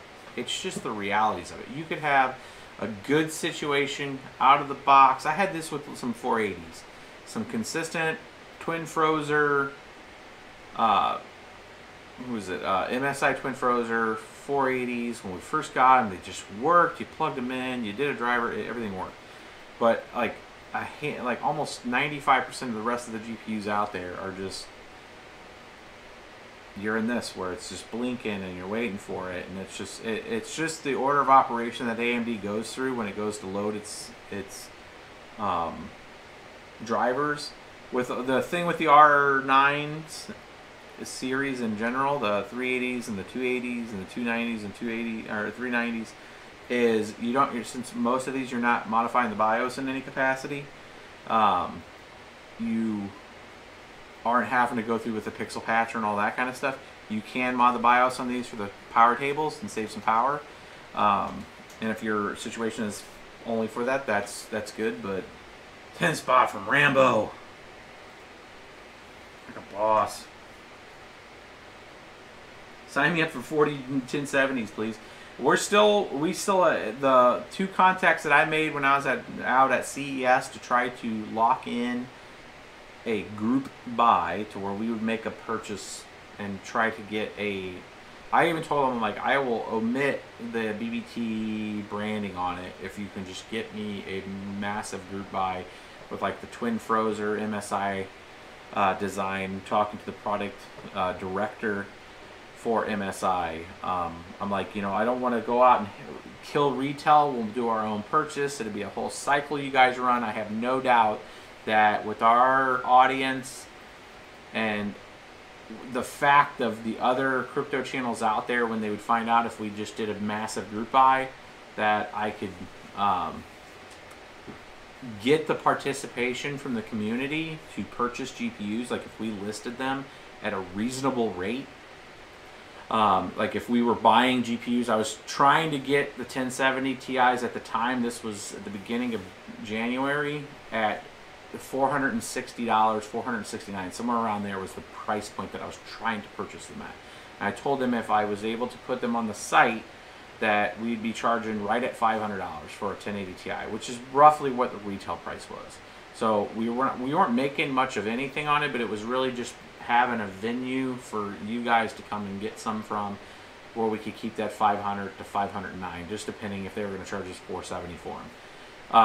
We're not making a ton on that, but if you start talking like 5,000 to 10,000 GPUs, there's a little bit of revenue there that allows us to do more operation, since we would be fronting essentially that much money, and that's a lot of money to put up and work with somebody. So they went dark on us. So it's just, I don't know if it's on the production side they now have different rates and they just haven't reached back out, but we're still trying to establish, okay, so what's the new rate? I want twin frozer, I want an ASUS strict, I want something that's retail level, that's not a mining card, that is direct. Make a run. What's a run cost? Is it 10,000 GPUs? What's it going to cost? Because I think there's enough exposure out there, at least from our audience, that would be into purchasing GPUs.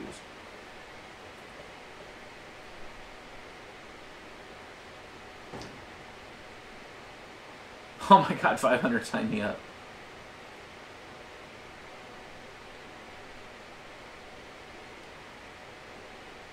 Oh yeah, AMD beat targets. If anybody looks back like 3 weeks, look at their report. Their report, they reported too that they had crushed it, and the market didn't care, right? Their stock actually went down, and Nvidia. It's a math problem. They've only had so much supply that they were targeting, they produced, and they sold out of. You're only going to make so much revenue there anyways. So even though we have the illusion that, oh my God, we bolstered them up, the GPUs are one small facet of their business. Even though it's Nvidia, it should be like all their business. They're in so much other things now that it's not just about GPUs with them. No, I'm not starting no ICO. Anybody watch this? The SEC. So you can, if you register and all that ICOs, then they're all securities. That's why they're going to pursue them. And that's, you know, putting out the regulation out there is good because it allows at least people to know what they need to work within. And I thought the discussion from the CFTC and the SEC was a good one. I thought the questions that came from Congress were good by and large. However, it's also showing you that, you know, they're also not hyper informed of what and how some things function, right? And that meeting, anybody that watched that meeting or able to catch that recast, it's worth the watch. If you are in this space and you're trying to understand what's going on with, at least from the government, and if you live in the U.S., that is something that C-SPAN had it. I think they have a recast of it. It's a good thing to watch and listen and hear the questions, hear the where the uncertainties are, see where the strengths are. I think the CFTC guy, Chris, did a phenomenal job. I was lucky enough to meet him at the IAC ACT event. If you do a search for BBT or Bits Be Trippin' space IAC ACT, that's a government forum where they work with industry and government, and it's not a sales event, it's just kind of like, let's talk about what tech is. And this particular one was something called the Blockchain Forum, and I can't pronounce that guy's last name. It's like Giuliano, or not Giuliano, it's like Gary Gergolano, I don't know, the CFTC guy's name. So he was there, he was one of the keynote speakers, and you know, he opened that speech with a story. And you know, it was a story of understanding innovation. It was a story of understanding where things are coming from. And when you listen to the CFTC and see where the commodity futures trading came from, where that stems from, it's around the agriculture. It was made around agriculture. It was made for a farmer that was going to plant crops. He needed to make sure that if he was going to go through that effort, that he would have somebody that was going to buy it later, right? That's the whole point of futures trading and the commodities piece. Now, there's a whole bunch of other features and functions and stuff that have been augmented in it since the inceptions of that kind of concept. But by and large, the whole concept is that if you're going to go through the effort of extracting, or you're going to go through the effort of planting something, that you're going to have a counterparty that will lock a price with you. So when you start, if you're ever wondering why in the cryptocurrency space where we're mining, why the futures trading would be such a thing, is this just market just doing its thing? What it is saying that we are a producer. We are producing hash power to empower a network from a security level, to validate transactions, to facilitate transactions. We're securing a network, and for that we're performing a service, and for that service we're issued a token, and that token, as far as the CFTC is concerned, is now in the same concept of like agriculture, to where you can produce. If you're going to be a producer, you're going to make the investment for a mining rig. Now this is just Bitcoin right now, but you can see where this potentially could go. Is that if you have made the investment in a mining rig and you're going to feed it and care for it for power and give it an internet and do all this stuff, you're upholding that network, that you will at some point have a future guaranteed price if you engage in that activity with them. So that is essentially what the CFTC is doing. It's giving a guaranteed price on you know, a commodity.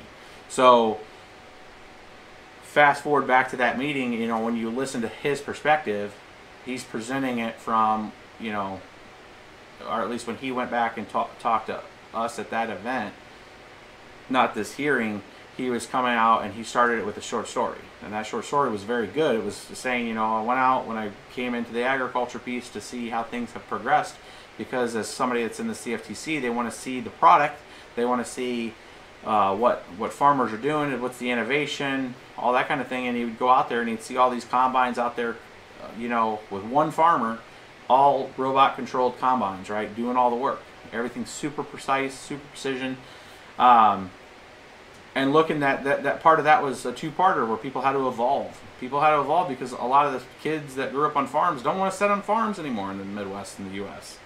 Right? They go off to the cities and they go off and they want to play internet games and all that kind of stuff. Right? They don't want to be on a combine. So that technology augmented the ability to essentially produce food. Right? So that had really nothing to do with the futures trading piece of it, but he understands the innovation, right? And that's what the point is. So when you hear the CFTC guy talk about innovation around cryptocurrencies and talking about his niece that gets into Bitcoin and all that with purchasing it and believing in it, you know, he sees that future and he was trying to communicate that future to Congress, which is through a story, right? Which I think helps people understand that people believe in it, not just because they don't understand it or internet money or something like that, that, you know, it's the innovation. It's the next level of something. So he's like, you know, let's do no harm to it. Let's understand as much as we can. Let's go after the people that try to screw over people, because nobody wins in that. If like somebody's trying to steal your stuff, right, that sucks, you know. And you need a different way to, you know, there's still, unfortunately, in society, the only way is a big hammer right now, is go after those people, throw them in jail, chase them down, make sure that they're always looking over their shoulder if they actually wrong somebody else. And, you know, a lot of people don't agree necessarily with the government being able to bust borders and go in the middle of Cyprus and arrest people, and no matter where they're at in the world, and chase them down. But there's a counterparty to that, to where if you're the victim of that, you're going to hope that they stop at nowhere to go get somebody, right? So it's a double-edged sword. If you're not the victim in those cases, you're probably going to look at it from a different perspective. But when I hear the SEC and I hear the CFTC supporting the currency, looking for the bad actors, you know, if that's, I mean, mind you, you know, this could be in a happy box, you know, and they're like, oh, if that's only they do, and then you got conspiracies and all that kind of stuff, right? That people are thinking, well, that's too much power if they put all this regulation and they own all this stuff on you. I try not to get caught up in that particular thing. For the few that would maybe abuse that power, hopefully their day comes that if they abuse that power. But if there's a shell that people know to work within, that's really what I look for, and I look for that guidance from that kind of meeting. So, man, I went off on a tangent there for 15 minutes waiting for AMD's drivers to do their thing. This thing's still blinking for me. I don't know if it's still loading, but hopefully that didn't, like did I lose people? It looks like I gained people. So hopefully that was some insightfulness back for you guys on our perception of that, or my perception in general of that. I think she's dead, Jim. I think I might either have a bad riser on this, or these things do not like this mode. I'm going to try this one. I'm switching the dip switches on the tops of these cards here, because these have performance and a silent mode. I'm going to try them with the other dip switch mode on. And then if that doesn't work, then we'll call this one for a night, and I will bring this rig back for you guys once I figure out what's going on with here. My troubleshooting process would be resetting the risers, readjusting stuff to make sure that that's all seated correctly, and then see if we can get it fixed that particular way. Let's see if it loaded anything.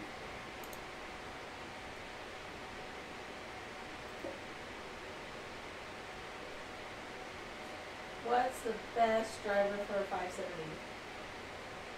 A 570. I go with the latest drivers at this point now, and I switch on compute mode.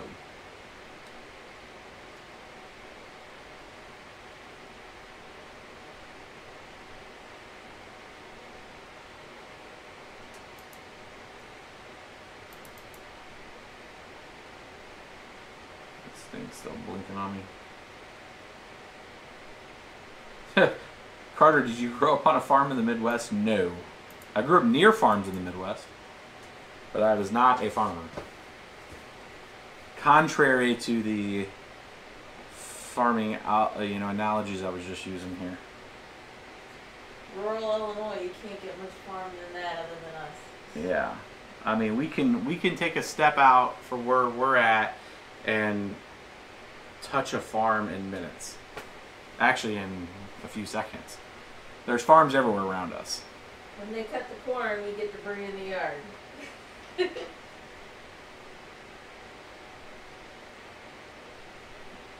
Team Green. Yeah, so this is the fun in AMD, especially older AMD. But once they get going, they're good. They run good. You just got to invest a lot of time in it, setting up drivers, uninstalling stuff, checking right. You know, it's a peach. Yeah, I think it's going to be, let's just say I think it's going to be a very interesting next few months. I think that, and I said this before when all this stuff was going on in December, and actually it was November and December, I had created some tweets and sent them whenever all the stuff with Bitcoin Cash and Bitcoin was going on, and all this FUD about Operation Dragon Slayer, I think is what they called it.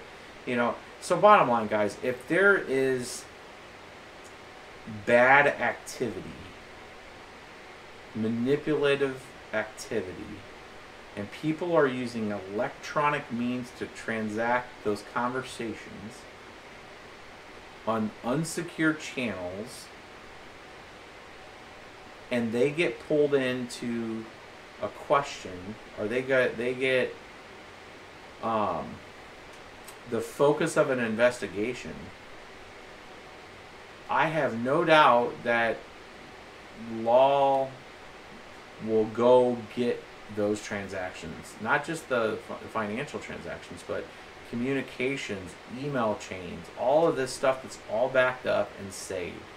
And all I would say is somebody like Roger, and I said this whenever, you know, all the FUD was coming from him with Bitcoin Cash, and when he was claiming on he's going to use all of his means to make sure that people know whatever his narrative is, that is, if it's a good sport and he believes in it, and that's fine. And I personally don't have anything, I've never had any issue in general if somebody wants to fork a coin. I don't. You want to have that kind of effort, you want to create your own sets of rules, you want to entice other people to mine it, all that's within anybody's power at all. No problem at all. I have no problem with Bitcoin Cash out there. I have a problem on execution if you're going to manipulate your narrative and then you're going to do stuff that crosses the threshold of legality. So if you're going to sit there and you're going to pump and dump, you're going to create events that where investors and people are misled and they lose money, that's illegal. And yes, it is not regulated on the direct sense of being regulated, because there's no necessarily laws, but that sure in the hell isn't going to stop the what I would call the proverbial long, you know what, of the law coming after you if people have class action lawsuits against you. The BitConnect people right now are going through that, and they're learning very quickly that getting pulled into court and seeing how far that law can go, still a big pain in the ass, real expensive. It's on your record, right? So if they're going to engage in that kind of activity that's going to get a focus on them, I mean, there's positive ways to do things, and then there's negative ways to do things. And if you really truly believe in something devoutly, you know, there's ways to go about it to convince people that, hey, here's a better way and here's why. But if you come at it with kind of, it's like the unstoppable force meets an unmovable object. We're just going to have a lot of sparks and a lot of clashing, and you're going to create fractures on both sides. You're going to create a lot of, it's like a bad accident, right? Where people are just going to stop and look at it and be like, look at this, right? That sucks. And then they're going to move on, right? So it creates a lot of, you know, effects. You know, it creates a lot of good memes, but at the end of the day, in 10 years from now, in 5 years from now probably, when the technology really, now it's hitting mainstream, right? That's a fact. There's no gray area here. This isn't my interpretation of it. It's what's happening. Look at the news. Turn on, do a Google search. Go to Yahoo Finance. There's a cryptocurrency section. It's catching on, right? It's on mainstream. And when you start looking at larger dynamics in the next 5 to 10 years, when you start looking at off-world stuff, like Elon, what Elon's doing, you start putting a moon base, you start putting stuff on Mars in the next 10 years, We're going to have whole new challenges to stuff. And you're going to look at, you know, where we have a 24-hour news cycle, but we have day and night markets that are on different parts of the world. When you start talking off-world stuff, there's going to be different chains. There's going to be, you know, blockchains that operate off-world. You're going to have this technology. So they're going to be looking for this kind of technology to extend the whole concepts of finance and stuff. So this kind of stuff between one coin versus another thing is just going to go away. I mean, it just genuinely is. They're going to coexist with or without Roger. And they're going to be traded just like the reason why Doge goes to $2 billion a month ago, right? Like, why? Nobody knows. I buy and give Doge away to people most of the time just to get them into the space. The penalty for failure if they lose it, you know, if I send them 1,000 Doge, you know, just to get them, it's a lot of units that gets their mind into it. They understand it. They see the value going up and down. They try to understand it more. It gives them a small barrier of entry. I can see, you know, Bitcoin Cash serving a purpose of, you know, because there's a lot of outreach, right, wrong, or indifferent, a lot of outreach out there. People, it indirectly pulls people into at least the space, and then people start to see kind of the FUD, and I think it's going to turn people away from it to maybe other currencies, but it's getting people in. You know, a lot of people, like going back to that analogy, they see an accident, people stop and look at it, but then they try to figure out what else is going on. So if Roger's doing stuff, if the people around Roger's doing stuff that's illegal, and they touch anything that gets them tied to anything illegal, like intra-country illegal, meaning like if it's I don't want to say arms or anything like that, something that drugs or anything that gets tied to any of their doings, because usually bad attracts bad in some capacity. And I'm not saying that they're bad, I'm just saying that there's a lot of speculation that they have from some history that I hope he's being genuine. I hope he's just a devout person that likes his stuff, and he gets a little crazy sometimes about it. But those days will come. People get, you know, made aware that the international community, if you're doing bad stuff, will come find you. So I don't know. I've always looked at it like, you know, what am I trying to do? Am I trying to be righteous of what I'm doing and communicate effectively? Learn from any kind of mistakes that you can. Learn that old school AMDs and drivers, even modern drivers, are still a thing that most of the time doesn't work if you have some kind of other issue going on, like right now, which I think we're going to shut this one down, and this will be a separate troubleshooting event. Well, you got to see 3 of them, what they do, and I bet you it's this one. I had one riser here that was the Gen 4. No, this is a Gen 7S, sorry, and then these are Gen 8S's. And I'm wondering if it's this Gen 4 or this Gen 7 that's throwing me off. But I'm just rambling right now. Was it 213 people? I stir up a whole bunch of people. I'm getting a lot of negatives because I'm not talking bad about Bitcoin Cash. I'm just talking bad about some of the people about Bitcoin. Huh? Negatives. Don't jinx it. Well, I mean, sometimes people get super into, like, there's people on both sides of it. So I'm kind of right in the middle. I don't hate it. I just don't like the execution. I think there's better ways to execute it if you believe in something.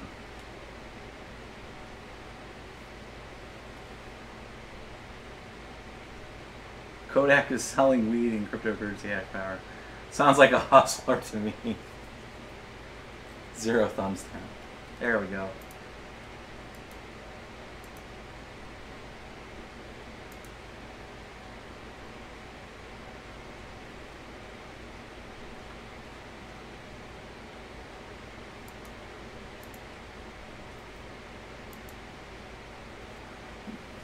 Alright guys, I think we're right at 2 hours. Quit talking FUD, Carter, just kidding. You got support from Norway.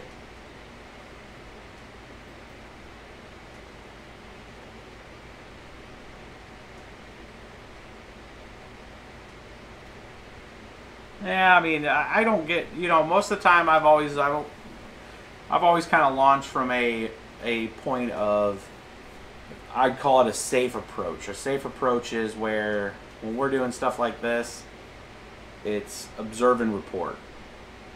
There's not much debate, right? There could be debate of like, I'm going to choose one card or another or something, but you know, if a card does something with certain settings, that's a pretty straightforward YouTube channel, right? I mean, there's not a lot of debate in that. It's functional. It's a safe space. So sometimes when you give opinion on things, it's opinion, right? It's what's your perception of the way things are based on the information that's provided to you. That's why it's always good to get as much information as you can. And people have different perspectives too. It's not always about the facts. It's also about perspective, because that gets you into tone. It gets you into, you know, factually, because something occurs doesn't mean that it's necessarily right. You know, just because it's just a fact, right? So, you know, there is a whole bunch of things that play into different things. So like factually, and what I mean by that is factually, Bitcoin Cash has bigger blocks. But what does that mean? You know, what is people really care about that? Does that really provide the functionality that's really necessary when there's a lot of other currencies that provide a lot more faster everything, right? So I look at stuff like that as like, okay, so what's the so what factor? And then if it's going to facilitate as a gateway to education for people into a space, then it's fine. That's great. Use the influence and power and money to help educate people to get into the space, how to get wallets, how to functionally not lose their stuff, that kind of stuff. Use it for good, right? And then that's just an entry. That's a gateway into potential stores of value, potential stores of exchange. That's a much better approach, in my opinion, that if you had a forked currency and you wanted to put power behind it, and get interest in it for people to use it and do the cases, then do it that way. Don't mix the brands. Don't say it's one or the other. That's like that gets into like some, you're always going to have clashing on that. That shouldn't be the point. It should be like, here's the functionality. People will choose, right? I want to use it for value. Like I use Dogecoin. I always tell people this. Like if I'm transferring quickly, I use Litecoin, Dash, and Doge. That's what we use to transfer. Like if I'm going from an exchange, or I'm going from my Jax wallet, or I'm giving it to somebody else, I stopped using Bitcoin like a year ago, at least a year ago with it. And a lot of it had to do with fees in general. And a lot of it also had to do with that there was just other options that just cleared faster. Right? Like Bitcoin immediately would transact and show validations, but it doesn't post to the chain until the next block, right? So, and some exchanges, some places won't do it until after so many verifications, and they were just doing that just because the block times would take longer, right? So they're saying, well, it's got 250 verifications, but it still hasn't posted in the next block, but we'll still head and we'll spot you the credit on that, right? So I just stopped. Really, I mean, I hold Bitcoin because I believe in it and the concept of the store value piece of it. That's what I believe in Bitcoin. But I mean, for a functionality use case, I don't use the Bitcoin Cash is just too volatile not because of the currencies, because like the FUD that comes with it. I don't want to risk putting money into it because there's conflict, right? Like it could go way up, it could go way down, but there's just too much drama behind it. Right? So I'm like, it doesn't even come to my decision to even choose it for that, even if it is faster, you know, than Bitcoin at that current time and cheaper, because there's drama behind it.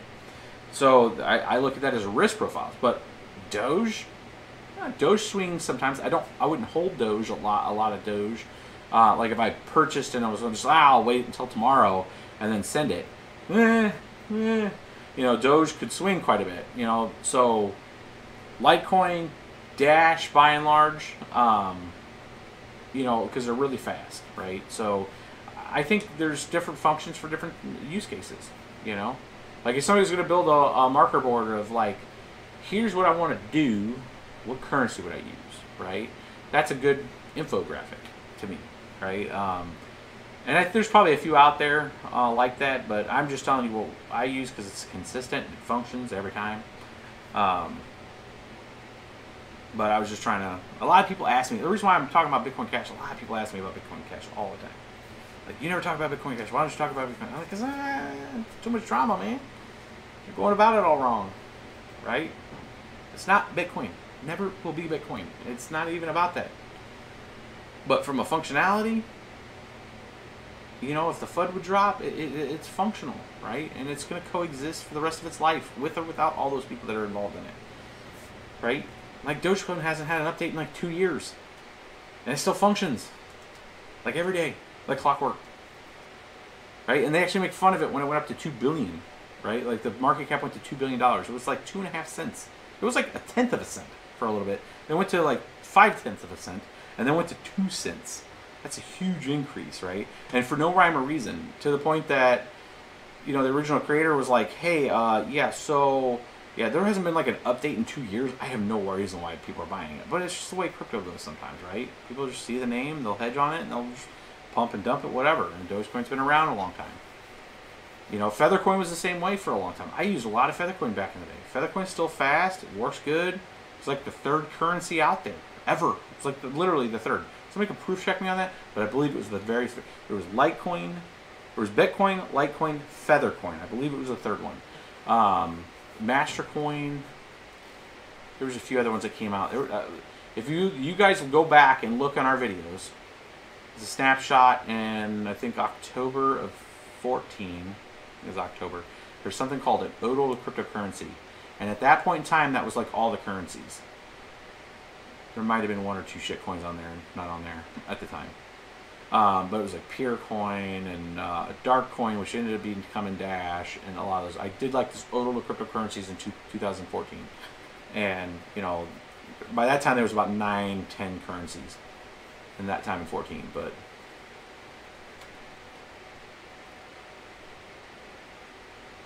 what drivers would you use on RX, Vega, 56, and 64? If you're trying to get the top performance out of it, you're going to use the blockchain driver.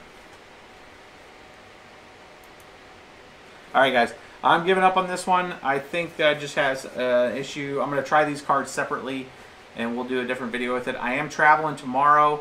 Again, vlog style video. You know, don't hate on it too much. It's going to be a produced video, like some Casey style video. And we'll talk some crypto through it. I'll try to keep them kind of short, 3 minutes to 5 minutes, something like that. I'll try to rapid fire a few of them out. And then I will be back next week. Probably the same time as this. Probably Thursday would be probably the next potential live stream. But we'll cover some stuff. Hopefully I have some new equipment in.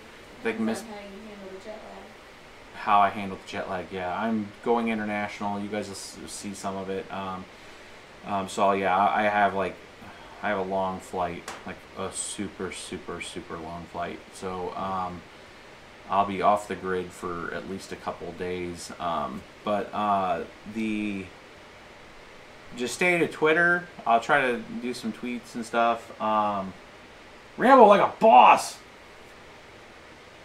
The 50 spot.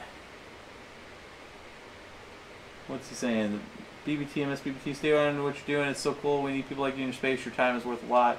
Also, you're a cute couple. Thank you, Rambo. You're a cute couple. MsBBT. So only because I'm in it. Yeah, you definitely bring up the level here on the Q factor. So MsBBT, when we get back, we did order some other equipment. She is going to have her own Twitch channel. Probably going to be doing like cooking and stuff, so like maybe you guys, I think this is probably like a 90 percentile male thing, and maybe you guys like to cook. I'm not in any capacity to cook, but she's probably going to be doing some cooking and stuff. It's just a thing on Twitch. I'm going to let her have her, you know, she wants to do her own thing, so I want to help and support her on it. So she'll have her own, like, you guys will get to see her directly. So anybody interested in that, once we get that all set up, you guys will be able to subscribe and see her kind of on off times when we have the videos going for her on that stuff. But I'm, as much as I can, going to get back into doing more system builds. I do want to do a full system end-to-end with you guys. I have a new kind of BBT support fam. I have a friend that is kind of, he's not able to work anymore. He got injured with work, so we're going to be looking to help him get into the space. And what better yet than to have like a cradle to grave walkthrough with him. He's super good with like the crafting, kind of fabrication type of work, which means probably some pretty cool builds that we'll get out of there. And he'll be learning the space, so I think it'd be a good kind of series as we get him over here and start doing some of that, because it'll be from a perspective of somebody that's very new to the space. So not just new to mining, but new to cryptocurrency. So I think some of that interaction and the questions will help probably get to some of the questions that you guys are asking on a regular basis, and that I can help articulate to him, you know, how certain things work and function and plug together and all that. So BBT tacos, cooking on the mining rigs. That's a great concept here. Put a pan up here and see if we can cook an egg. No. That might actually start a fire. That was probably a horrible idea.